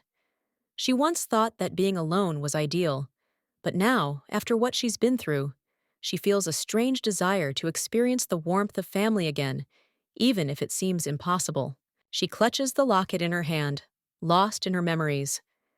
This object seems to her to be something that reminds her of the past and helps her maintain a fragile sense of connection to something important. She decides to hide her inner fears and live as if everything is fine. Gathering her strength, Soleil gets on her knees and reassures herself that everything is okay. She tries to gain confidence to move forward despite her inner experiences and fears. She decides to distract herself from her thoughts, leaves the room, and declares that she wants to eat. Soleil is on a quest to find something that can bring her back to a sense of normality. Her steps are sure and her voice firm. In the dining room, she meets Gray, who is quietly eating dinner. She asks him why he is alone and learns that her father is busy with his business and that the other members of the family are preparing for an evening event. This explains the quiet atmosphere that reigns in the house. Gray mentions an upcoming party and adds that Soleil is also invited. This suddenly embarrasses her. The thought of such an event makes her hesitate, and she begins to imagine herself at a ball in luxurious dresses.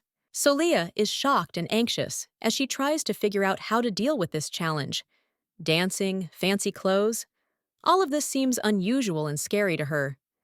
She's not sure she's ready for something like this. Meanwhile, Gray calmly finishes dinner, gently confirming his participation in the party. His confident attitude makes Soleil feel a little irritated, but he also supports her, letting her know that she has the ability to deal with this. Gray, with a charming smile, offers Soleil to choose a luxurious dress, wanting to cheer her up. His voice is full of concern, and his light tone hints at a hidden agenda. he tries to support the girl, who is clearly taken by surprise by such a proposal. Soleil is shocked by the unexpected turn of events. Her confused look expresses the question of why Gray decided to do this now. She thinks about how little she has had to do to have fun lately and wonders where he wants to take her. Gray explains that the occasion is very special. It is a ball in honor of the princess's birthday. Her steps are sure, and she walks with determination towards her goal, making it clear that her presence at this event matters. Suddenly, another young man, elegantly dressed, appears and announces that the Virgo family is also invited to the ball. He adds that if Soleil does not want to go, it is her choice. Her calmness and goodwill provoke mixed feelings in him. Gray reminds Soleil of her father's concerns. He worries that the girl has lost her friends and spends all her time at home. Gray gently hints that the dance is an opportunity not only to relax, but also to make new friends. Soleil reacts thoughtfully to Gray's words. Her gaze turns serious, wondering if this is a hidden offer to push her into finding a boyfriend. She is afraid of being exposed and is wary of ulterior motives. Her thoughts are filled with anxiety. She clasps her hands tightly together, thinking that Gray might be worried about her, but she can't shake the feeling that his intentions aren't entirely clear. This sparks her inner conflict. Soleil is lost in her thoughts. She thinks about how important it is not to miss the opportunity to find out what is behind her brother's actions. She decides to trust in fate and prepares for the event, hoping to understand what he is planning. Gray extends his hand and smiles warmly. He reminds her that she hasn't left the house for a long time and suggests that she at least enjoy the holiday once. His gesture is sincere, but Soleil is still unsure whether to trust him. Soleil takes one last look at Gray, her eyes full of questions. She wonders why she was given that role and what is behind his attention. The decision to go to the ball is made with a hint of doubt and hope in her heart.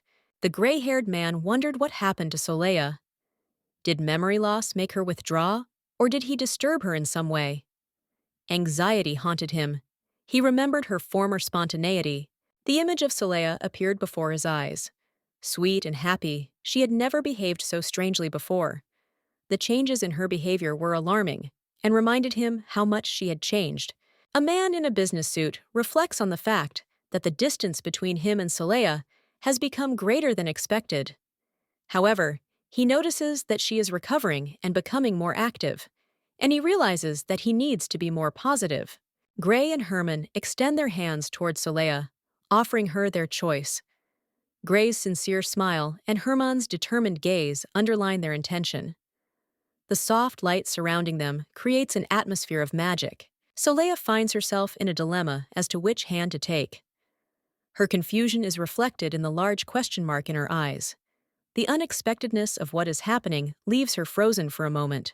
Gray jokingly says that his hand is bigger and that it should be more comfortable for her to hold it. Herman, dissatisfied with this, with a serious face, claims otherwise. Their argument fills the atmosphere with light comedy. Soleil ponders, trying to make a decision.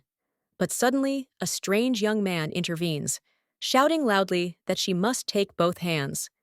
His intervention adds a sense of surprise to the scene. After weighing everything up, Soleil makes a decision and takes both hands, causing surprise and slight confusion in the men. She seems confident, knowing that this is her way of reconciling both parties. She steps outside to see the magnificent building bathed in the golden glow of the sunset. Her long red hair blows in the wind, and her eyes reflect admiration. Gray and Herman begin to discuss a trivial matter related to time and their father. Soleil listens to them in bewilderment, not understanding why they are interested in such things. The atmosphere seems both serious and comical. Guests arriving at the luxurious salon are greeted by the elegant Marielle. She greets Gray, Herman, and Soleil, emphasizing their status. An atmosphere of warmth and goodwill will envelop the characters, setting the mood for an exquisite choice of outfits. Marielle, the owner of the salon, demonstrates her professional knowledge. She made magnificent dresses, impressing Soleil with her sophistication and her sensitive approach to preferences. Gray gallantly expresses his confidence in Marielle, charging her to turn his sister into a true lady. His charm captivates everyone around him, including the embarrassed Soleil, who is surprised by his magnetic voice. Soleil can't help but feel a little emotional as she watches Gray's gallantry. Her thoughts mix with admiration and surprise, creating a moment filled with genuine emotion. Marielle invites the guests to wait a bit while she prepares their outfits. Gray, relaxed, lies down on the sofa, and Soleil excitedly discusses the situation with Herman, sensing the anxiety of the upcoming test. One of the dresses catches Soleil's eye. The delicate embellishments, the luxurious fabrics, and the floral motifs on the bodice are a delight. Her face lights up in wonder at the beauty of what she sees. Soleil is emotionally enchanted by what she saw. She cannot hide her surprise at the luxury of the dress, realizing the exquisite style she is about to try on. Marielle asks if Soleil has any design preferences, but she shyly denies, leaving the choice to the owner.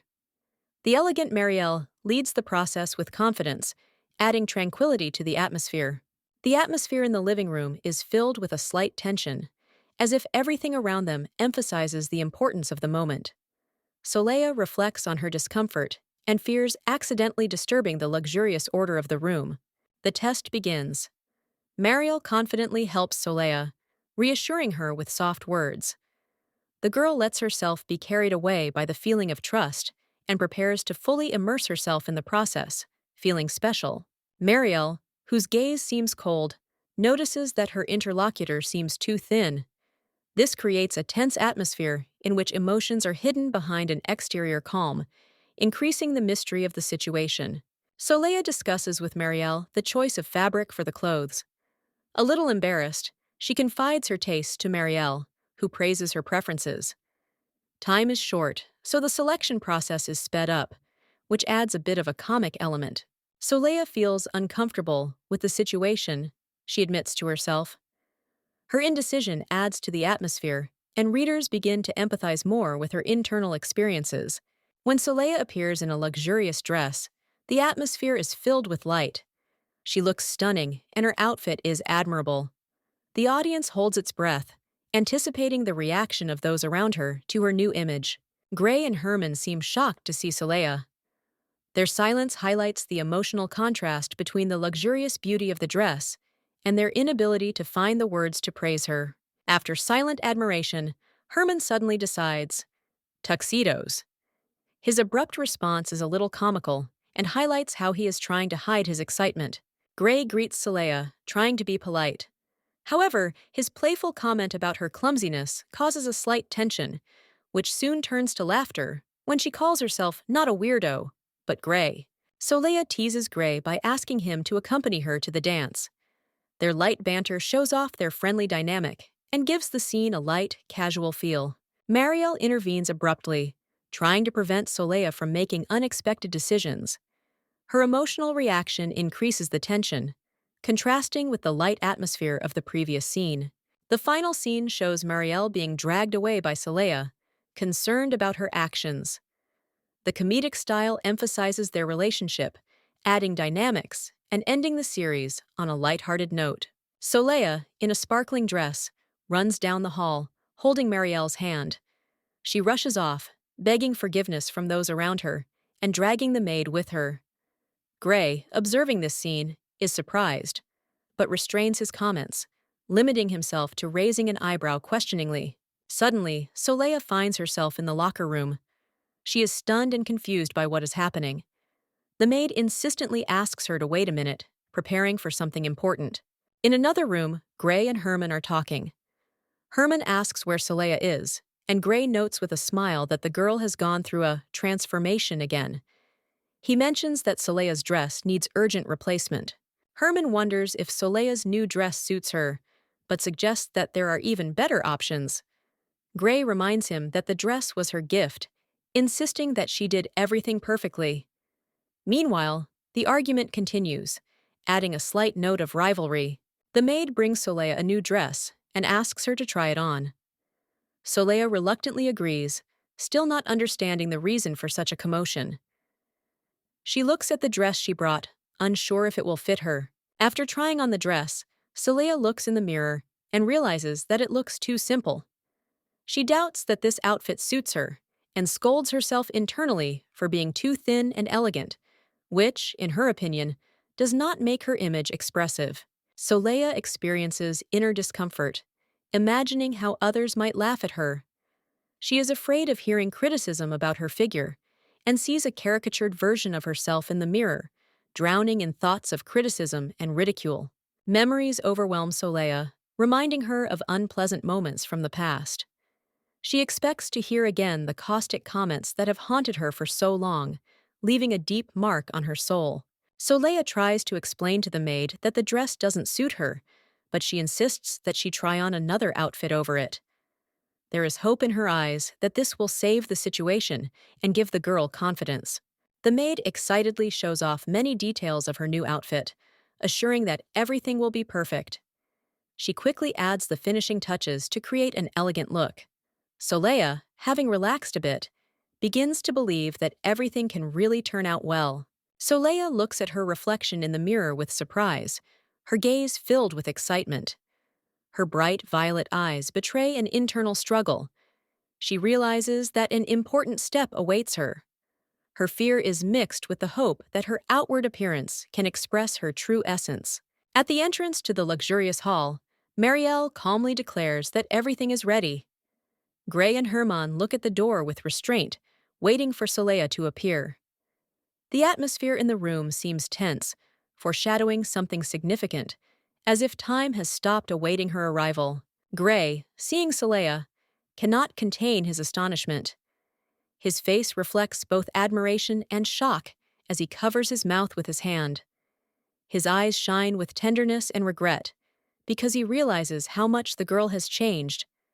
Emotions overwhelm him, and he feels lost. Soleil emerges with a newfound confidence. The light falls softly on her face, creating a halo around her. Marielle looks at her in admiration, but Soleil's voice sounds doubtful. She wonders if she is doing the right thing and feels the attention surrounding her. Gray admits that he doesn't see her as a sister, but as a completely different person. Before him stands a real lady, one who exudes grace and beauty. Her words are filled with deep sincerity, but are tinged with the bitterness of losing someone who was once his close relative. Soleil, dressed in a luxurious dress, smiles, but still doubts how true she is to herself. She is determined to move forward, but her questions remain unanswered. Marielle points out that nothing could highlight her beauty better than this outfit. Gray, moved by a sudden impulse, offers his watch to Marielle. His gesture symbolizes an attempt to atone for some guilt, but she refuses in a panic. Her indignation reflects a fear of accepting something too significant, but she persists. Herman, stepping in, easily pays for the dress. He is dispassionate, but his actions speak of care and nobility.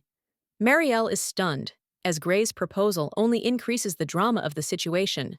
A tense dialogue ensues between them. Soleil gently criticizes Herman for his excessive generosity, pointing out that he spends too much for her. His gaze remains serious, but he is clearly at a loss for her arguments. He seems vulnerable, but determined to help. Soleil, despite her worries, thanks Herman. Her gaze becomes more confident, but inside there is still uncertainty. A moment of sincerity and warmth is created between them, reflecting their closeness. Her smile becomes a symbol of acceptance. Herman gently reprimands Soleil, touching her face, which makes her think about his expression. She is indignant, but beneath his playful words is concern, reminding her to act confident in front of others. Herman, with a soft smile, adds a comment about her jewelry, pointing out the mismatch between the brooch and the dress. His subtle innuendo speaks of his desire to help her look impeccable. Gray, Herman, and Soleil are together as a family, getting ready to go out. They put on their brooches, which symbolize their belonging to the family.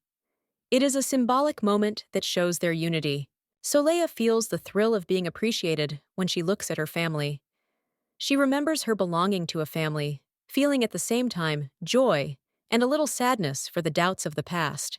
The Trinity walks towards the grand doors, behind which an important ball awaits them.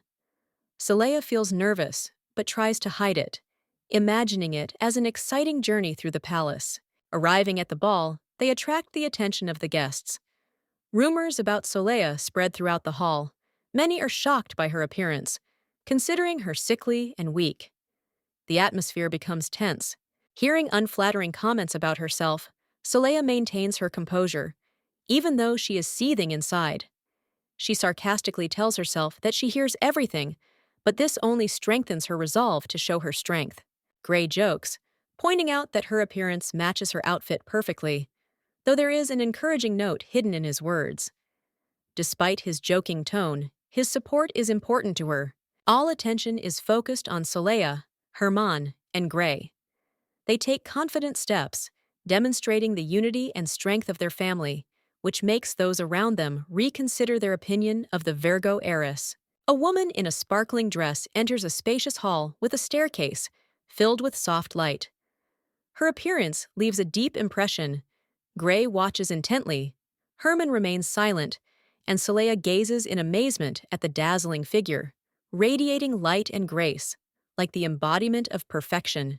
Her movements are soft and elegant, each step accompanied by the sparkle of the jewels and the soft light. Solea's gaze is drawn to the delicate necklace, complemented by the finest details. The halo of light that frames the woman seems to make her part of something supernatural and enchanting.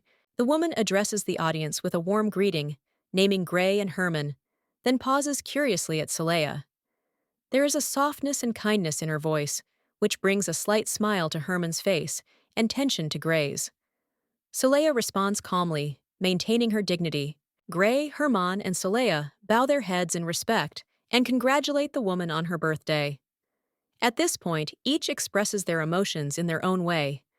Solea maintains a cool reserve, Herman adds a gallant gesture, and Gray, tense, barely bows formally. A woman approaches Solea with a question about her health. Solea, a little embarrassed, thanks her for the concern, assuring her that she is already feeling better. This moment catches Aaron's attention, who steps forward and introduces himself with a kind smile and a warm look, clearly trying to create a light atmosphere. Aaron, with a casual smile, introduces himself as Aaron Bailey of Gurnois. His friendly demeanor is endearing, but Solea is reluctant to reveal his emotions. He notices Gray watching the proceedings with visible caution, as if trying to understand his brother's intentions. The contrast between the brothers becomes especially clear. Gray remains strict and cold, while Aaron tries to be casual and charming. Solea is surprised by how different they are, not only externally, but also internally. This makes her wonder about the hidden tensions between them. Aaron, trying to shorten the distance, suggests that Solea simply call him by his name. She, sticking to formalities, politely declines, causing him slight disappointment. However, she quickly regains her usual cheerfulness, not allowing Solea to sense her confusion. Gray turns his attention to Aaron, reminding him of their last meeting at Orsilvina's party. This creates a hidden tension between them, which Solea senses but decides not to interfere with.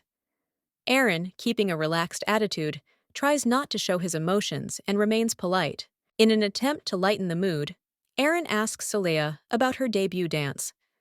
She calmly replies that she is past that age and doesn't see the point of the dance.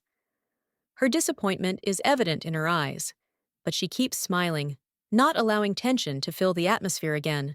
At a lavish reception, Aaron, distinguished by his elegance and manners, demonstrates kindness, offering those gathered the idea of spending time in society. Solea, touched by the attention, responds with respect. Their conversation attracts the attention of those around them, including Gray, whose gaze becomes increasingly focused. Solea watches Aaron as he walks away, but Gray doesn't like her manner. She gently reassures him, reminding him of the importance of moderation in his words. Gray, however, only contains his emotions outwardly. His criticisms ring out even in his silence. Gray can't help but think out loud that Aaron has always been like this, confident but somehow annoying.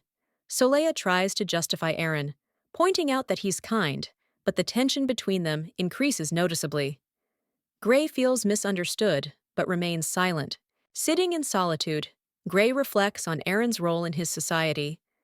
Despite his manners, he believes they all serve the same purpose: the prosperity of the empire. He notes that Aaron's pride and manners seem excessive, but he hides his true feelings beneath a calm exterior.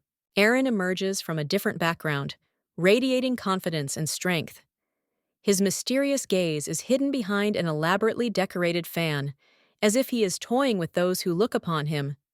Gray sees him as a hidden threat to the duchy, but chooses not to bring it up. Gray assumes that Aaron only communicates with them for the sake of appearances, considering them inferior to him. He is sure that Aaron is ashamed of having such allies, but at the same time, he believes that he cannot completely ignore them due to his position in society. Soleil reflects on how people might see her family as unnecessary in this world. This thought eats away at her inside. She wonders why it is so important to live up to expectations, and doesn't understand why she is so afraid of others' scorn. Aaron finds Soleil away from the guests.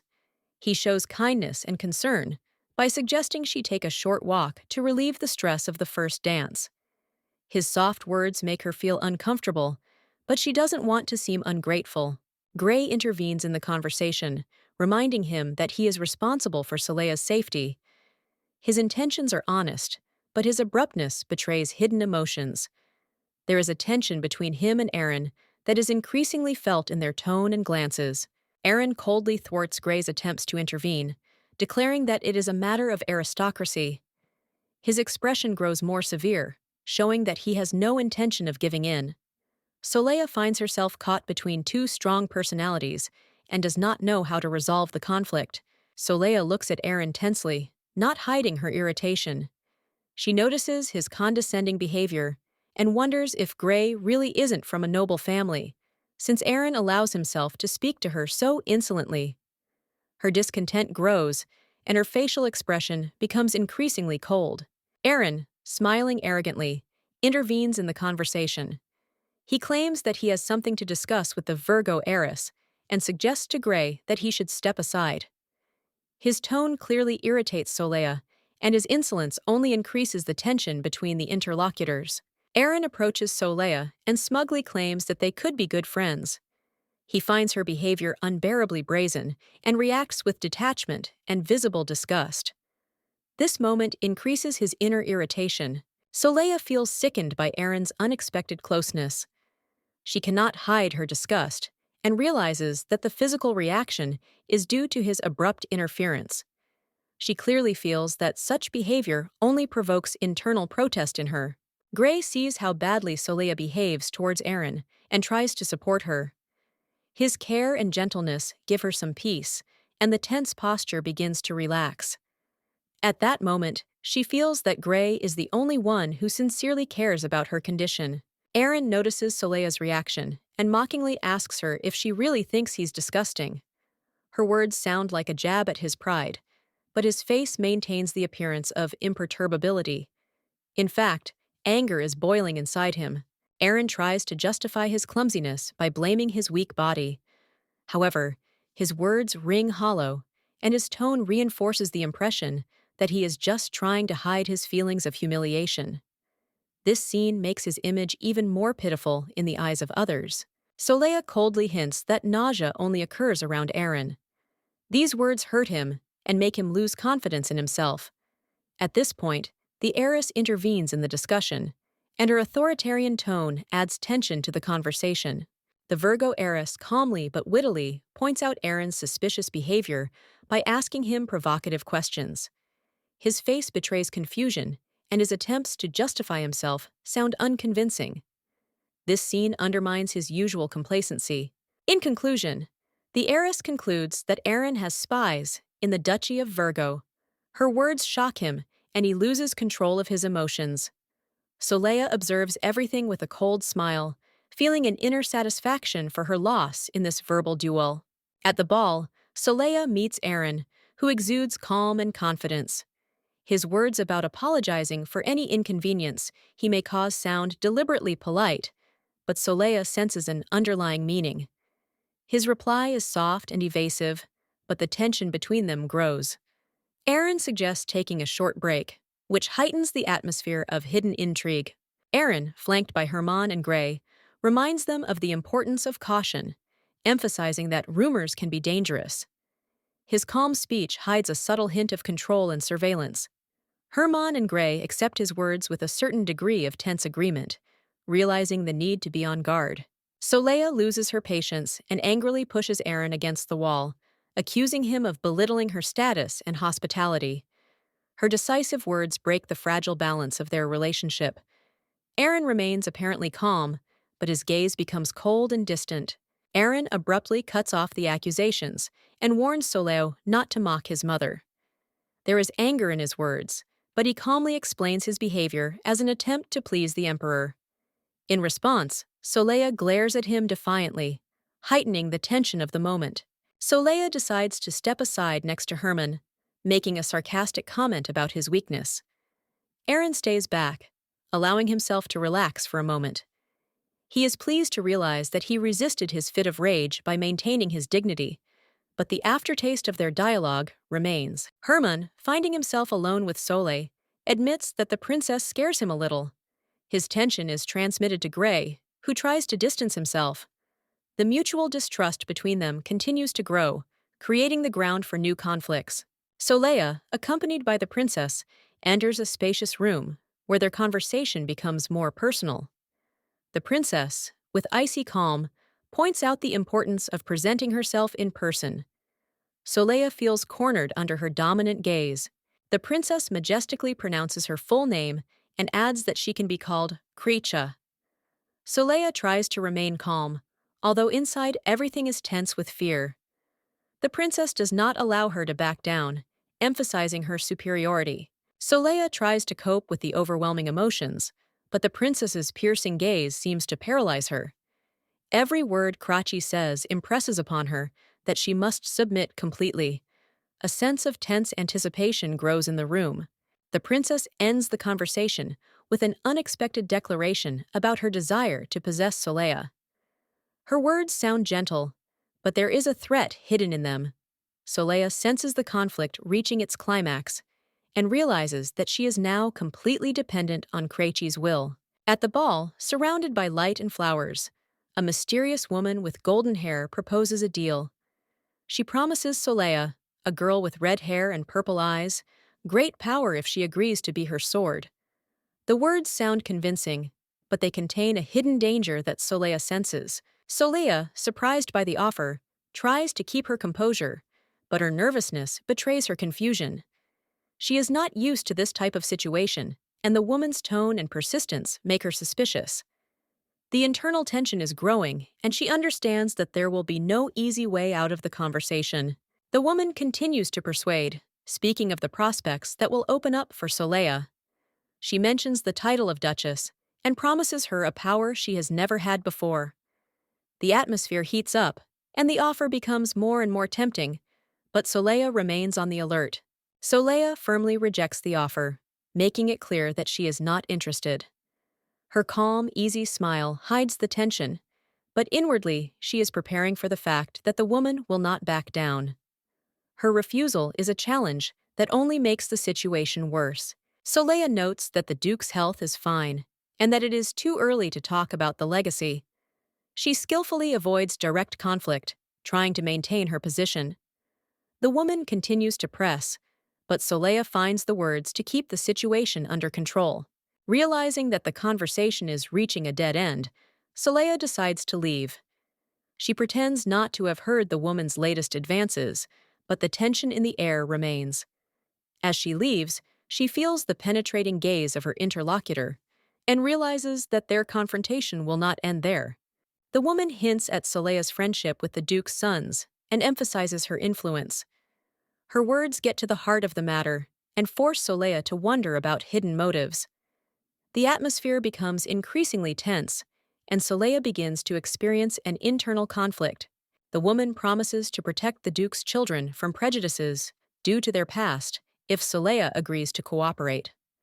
Her promises sound sincere, but Soleil understands that there is manipulation behind them. She feels increasingly vulnerable. The memory of Herman, who was watching her with a slight smile, makes Soleil feel a little sad. He was important to her, but his mocking nature and distance did not allow them to get closer. These images transport her to the past, but she tries not to get stuck in them. Soleil remembers Gray, with whom she had a closer relationship. However, she realizes that their paths have separated, despite the warmth he gave her. Her memories of him are full of tenderness and regret, but the present demands new decisions from her and a total acceptance of her destiny. The Duke, full of affection and warmth, tries to support Soleil, but his gaze remains distant. She sadly realizes that despite her kindness, she is not the person he would want around.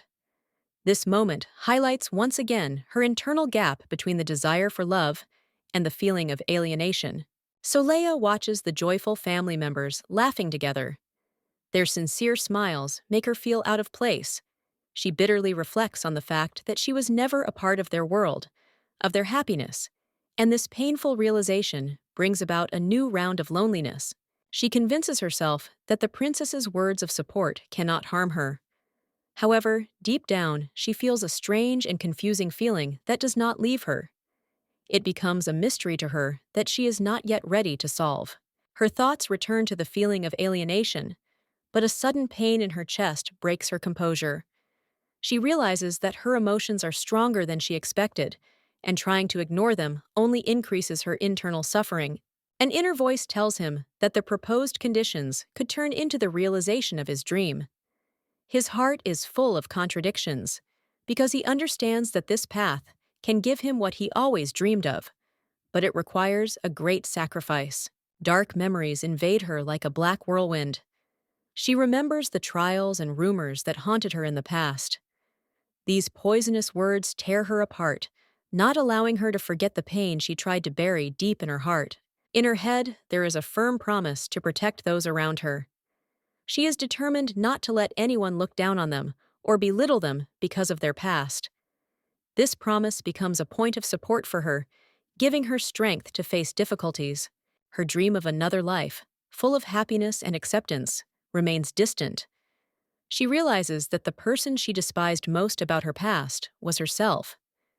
This bitter realization forces her to confront her own insecurities and a deeply hidden pain. Soleil proudly declines the offer of help, trying hard to maintain her independence.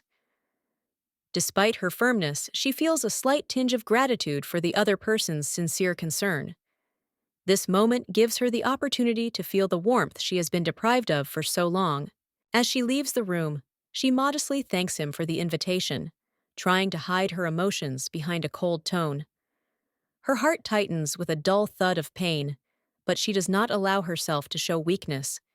His departure becomes a symbol of her attempt to maintain her dignity despite the feelings that burn within her. The Lady of the House of Virgo appears before us as a strong and graceful person. Her calm gaze personifies confidence. The aura of beauty and strength that hovers around her is fascinating and emphasizes not only her influence, but also her inner resilience. She inspires respect even in those who did not expect it from her.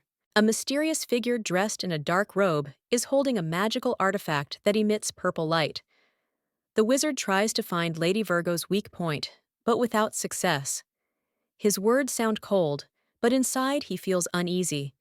The tension between them is growing, as if something fatal is about to happen. The wizard concentrates on his artifact, but finds no signs of weakness in Lady Virgo. His face expresses shock and confusion, because his power, which seemed absolute, is useless. Lady Virgo remains impassive, and her mystery only increases his panic. Finally, the magician realizes with horror that the magical recording he tried to use is completely powerless against her. He is at a loss. His inner monologue is full of fear and bewilderment. Where is this mysterious lady? She seemed to disappear from his field of perception. The Trinity walks towards the grand doors, behind which an important ball awaits them. Soleil feels nervous, but tries to hide it, imagining it as an exciting journey through the palace. Arriving at the ball, they attract the attention of the guests. Rumors about Soleil spread throughout the hall. Many are shocked by her appearance, considering her sickly and weak. The atmosphere becomes tense. Hearing unflattering comments about herself, Soleil maintains her composure, even though she is seething inside. She sarcastically tells herself that she hears everything, but this only strengthens her resolve to show her strength. Gray jokes, pointing out that her appearance matches her outfit perfectly, though there is an encouraging note hidden in his words. Despite his joking tone, his support is important to her. All attention is focused on Soleil, Herman, and Gray. They take confident steps, demonstrating the unity and strength of their family, which makes those around them reconsider their opinion of the Virgo heiress. A woman in a sparkling dress enters a spacious hall with a staircase filled with soft light. Her appearance leaves a deep impression. Gray watches intently, Herman remains silent, and Soleil gazes in amazement at the dazzling figure, radiating light and grace, like the embodiment of perfection. Her movements are soft and elegant, each step accompanied by the sparkle of the jewels and the soft light. Soleil's gaze is drawn to the delicate necklace, complemented by the finest details. The halo of light that frames the woman seems to make her part of something supernatural and enchanting.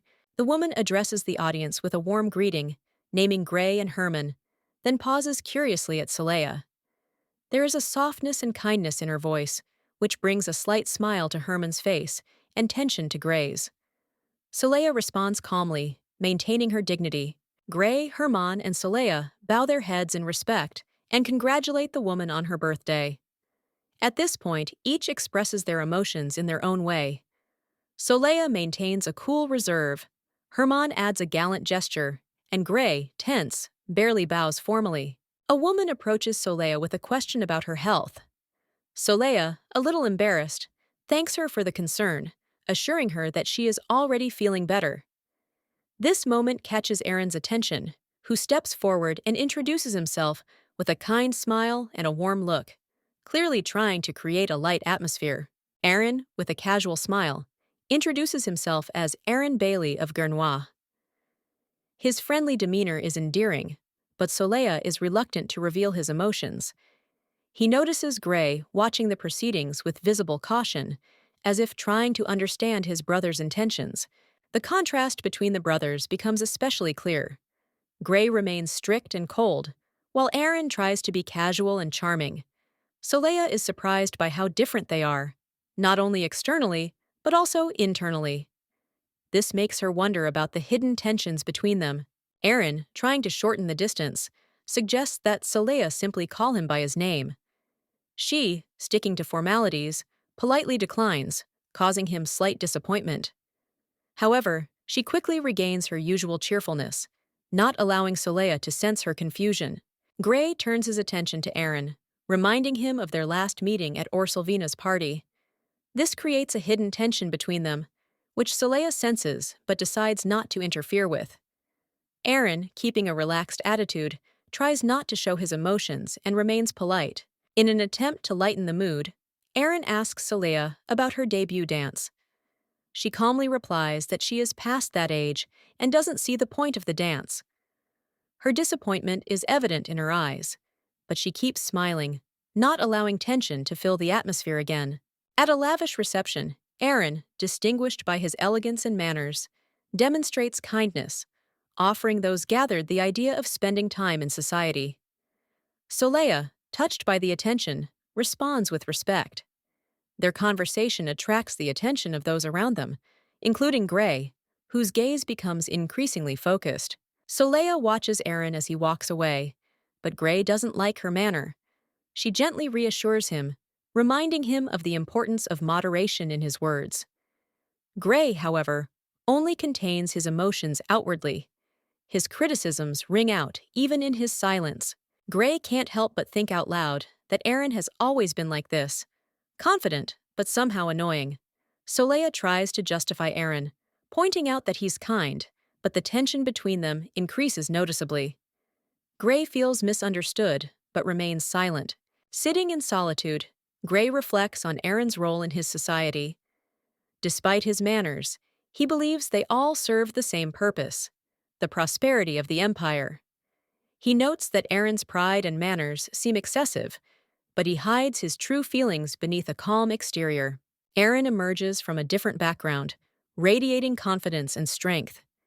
His mysterious gaze is hidden behind an elaborately decorated fan, as if he is toying with those who look upon him. Gray sees him as a hidden threat to the duchy, but chooses not to bring it up. Gray assumes that Aaron only communicates with them for the sake of appearances, considering them inferior to him. He is sure that Aaron is ashamed of having such allies, but at the same time, he believes that he cannot completely ignore them due to his position in society. Soleil reflects on how people might see her family as unnecessary in this world. This thought eats away at her inside. She wonders why it is so important to live up to expectations and doesn't understand why she is so afraid of others' scorn. Aaron finds Soleil away from the guests. He shows kindness and concern by suggesting she take a short walk to relieve the stress of the first dance. His soft words make her feel uncomfortable, but she doesn't want to seem ungrateful. Gray intervenes in the conversation, reminding him that he is responsible for Soleil's safety. His intentions are honest, but his abruptness betrays hidden emotions. There is a tension between him and Aaron that is increasingly felt in their tone and glances. Aaron coldly thwarts Gray's attempts to intervene, declaring that it is a matter of aristocracy. His expression grows more severe, showing that he has no intention of giving in. Soleil finds herself caught between two strong personalities and does not know how to resolve the conflict. Soleil looks at Aaron tensely, not hiding her irritation. She notices his condescending behavior and wonders if Gray really isn't from a noble family, since Aaron allows himself to speak to her so insolently. Her discontent grows, and her facial expression becomes increasingly cold. Aaron, smiling arrogantly, intervenes in the conversation. He claims that he has something to discuss with the Virgo heiress and suggests to Gray that he should step aside. His tone clearly irritates Soleil, and his insolence only increases the tension between the interlocutors. Aaron approaches Soleil and smugly claims that they could be good friends. He finds her behavior unbearably brazen and reacts with detachment and visible disgust. This moment increases his inner irritation. Soleil feels sickened by Aaron's unexpected closeness.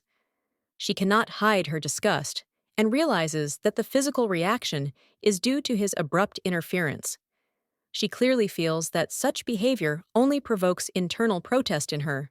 Gray sees how badly Soleil behaves towards Aaron and tries to support her. His care and gentleness give her some peace, and the tense posture begins to relax. At that moment, she feels that Gray is the only one who sincerely cares about her condition. Aaron notices Soleil's reaction and mockingly asks her if she really thinks he's disgusting. Her words sound like a jab at his pride, but his face maintains the appearance of imperturbability. In fact, anger is boiling inside him. Aaron tries to justify his clumsiness by blaming his weak body. However, his words ring hollow, and his tone reinforces the impression that he is just trying to hide his feelings of humiliation. This scene makes his image even more pitiful in the eyes of others. Soleil coldly hints that nausea only occurs around Aaron. These words hurt him and make him lose confidence in himself. At this point, the heiress intervenes in the discussion, and her authoritarian tone adds tension to the conversation. The Virgo heiress calmly but wittily points out Aaron's suspicious behavior by asking him provocative questions. His face betrays confusion, and his attempts to justify himself sound unconvincing. This scene undermines his usual complacency. In conclusion, the heiress concludes that Aaron has spies in the Duchy of Virgo. Her words shock him, and he loses control of his emotions. Soleil observes everything with a cold smile, feeling an inner satisfaction for her loss in this verbal duel.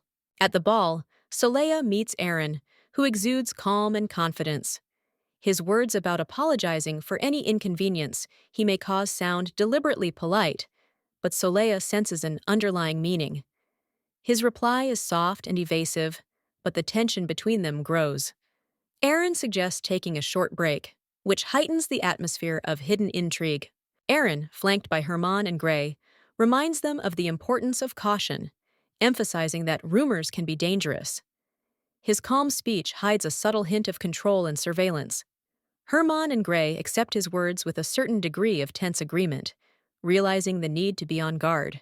Soleil loses her patience and angrily pushes Aaron against the wall, accusing him of belittling her status and hospitality. Her decisive words break the fragile balance of their relationship. Aaron remains apparently calm, but his gaze becomes cold and distant. Aaron abruptly cuts off the accusations and warns Soleo not to mock his mother. There is anger in his words, but he calmly explains his behavior as an attempt to please the emperor. In response, Solea glares at him defiantly, heightening the tension of the moment. Solea decides to step aside next to Herman, making a sarcastic comment about his weakness. Aaron stays back, allowing himself to relax for a moment. He is pleased to realize that he resisted his fit of rage by maintaining his dignity, but the aftertaste of their dialogue remains. Herman, finding himself alone with Soleil, admits that the princess scares him a little. His tension is transmitted to Gray, who tries to distance himself. The mutual distrust between them continues to grow, creating the ground for new conflicts. Solea, accompanied by the princess, enters a spacious room, where their conversation becomes more personal. The princess, with icy calm, points out the importance of presenting herself in person. Solea feels cornered under her dominant gaze. The princess majestically pronounces her full name and adds that she can be called Krecha. Solea tries to remain calm, although inside everything is tense with fear. The princess does not allow her to back down, emphasizing her superiority. Solea tries to cope with the overwhelming emotions, but the princess's piercing gaze seems to paralyze her. Every word Krachi says impresses upon her that she must submit completely. A sense of tense anticipation grows in the room. The princess ends the conversation with an unexpected declaration about her desire to possess Solea. Her words sound gentle, but there is a threat hidden in them. Solea senses the conflict reaching its climax and realizes that she is now completely dependent on Krejci's will. At the ball, surrounded by light and flowers, a mysterious woman with golden hair proposes a deal. She promises Solea, a girl with red hair and purple eyes, great power if she agrees to be her sword. The words sound convincing, but they contain a hidden danger that Solea senses. Solea, surprised by the offer, tries to keep her composure, but her nervousness betrays her confusion. She is not used to this type of situation, and the woman's tone and persistence make her suspicious. The internal tension is growing, and she understands that there will be no easy way out of the conversation. The woman continues to persuade, speaking of the prospects that will open up for Solea. She mentions the title of Duchess and promises her a power she has never had before. The atmosphere heats up, and the offer becomes more and more tempting, but Solea remains on the alert. Solea firmly rejects the offer, making it clear that she is not interested. Her calm, easy smile hides the tension, but inwardly she is preparing for the fact that the woman will not back down. Her refusal is a challenge that only makes the situation worse. Solea notes that the Duke's health is fine, and that it is too early to talk about the legacy. She skillfully avoids direct conflict, trying to maintain her position. The woman continues to press, but Solea finds the words to keep the situation under control. Realizing that the conversation is reaching a dead end, Solea decides to leave. She pretends not to have heard the woman's latest advances, but the tension in the air remains.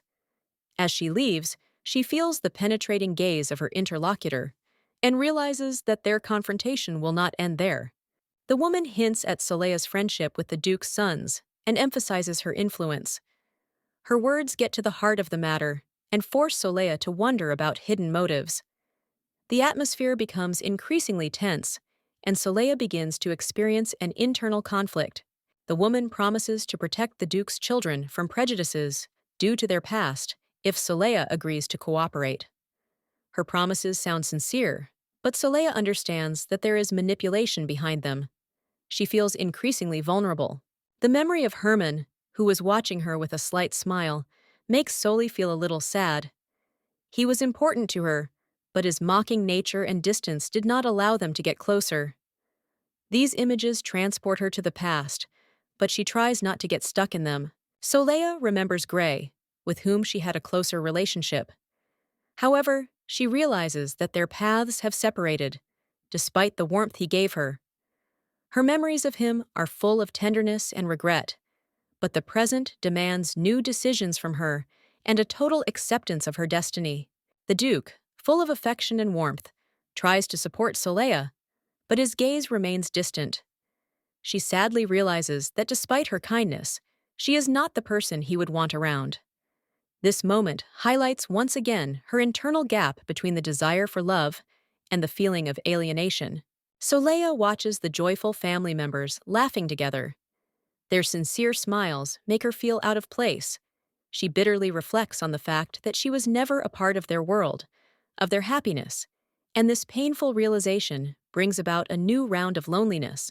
She convinces herself that the princess's words of support cannot harm her. However, deep down, she feels a strange and confusing feeling that does not leave her. It becomes a mystery to her that she is not yet ready to solve. Her thoughts return to the feeling of alienation, but a sudden pain in her chest breaks her composure. She realizes that her emotions are stronger than she expected, and trying to ignore them only increases her internal suffering. An inner voice tells him that the proposed conditions could turn into the realization of his dream. His heart is full of contradictions, because he understands that this path can give him what he always dreamed of, but it requires a great sacrifice. Dark memories invade her like a black whirlwind. She remembers the trials and rumors that haunted her in the past. These poisonous words tear her apart, not allowing her to forget the pain she tried to bury deep in her heart. In her head, there is a firm promise to protect those around her. She is determined not to let anyone look down on them or belittle them because of their past. This promise becomes a point of support for her, giving her strength to face difficulties. Her dream of another life, full of happiness and acceptance, remains distant. She realizes that the person she despised most about her past was herself. This bitter realization forces her to confront her own insecurities and a deeply hidden pain. Soleil proudly declines the offer of help, trying hard to maintain her independence. Despite her firmness, she feels a slight tinge of gratitude for the other person's sincere concern. This moment gives her the opportunity to feel the warmth she has been deprived of for so long. As she leaves the room, she modestly thanks him for the invitation, trying to hide her emotions behind a cold tone. Her heart tightens with a dull thud of pain, but she does not allow herself to show weakness. His departure becomes a symbol of her attempt to maintain her dignity despite the feelings that burn within her. The Lady of the House of Virgo appears before us as a strong and graceful person. Her calm gaze personifies confidence. The aura of beauty and strength that hovers around her is fascinating and emphasizes not only her influence, but also her inner resilience. She inspires respect even in those who did not expect it from her. A mysterious figure dressed in a dark robe is holding a magical artifact that emits purple light. The wizard tries to find Lady Virgo's weak point, but without success. His words sound cold, but inside he feels uneasy. The tension between them is growing, as if something fatal is about to happen. The wizard concentrates on his artifact, but finds no signs of weakness in Lady Virgo. His face expresses shock and confusion, because his power, which seemed absolute, is useless. Lady Virgo remains impassive, and her mystery only increases his panic. Finally, the magician realizes with horror that the magical recording he tried to use is completely powerless against her. He is at a loss. His inner monologue is full of fear and bewilderment. Where is this mysterious lady? She seemed to disappear from his field of perception.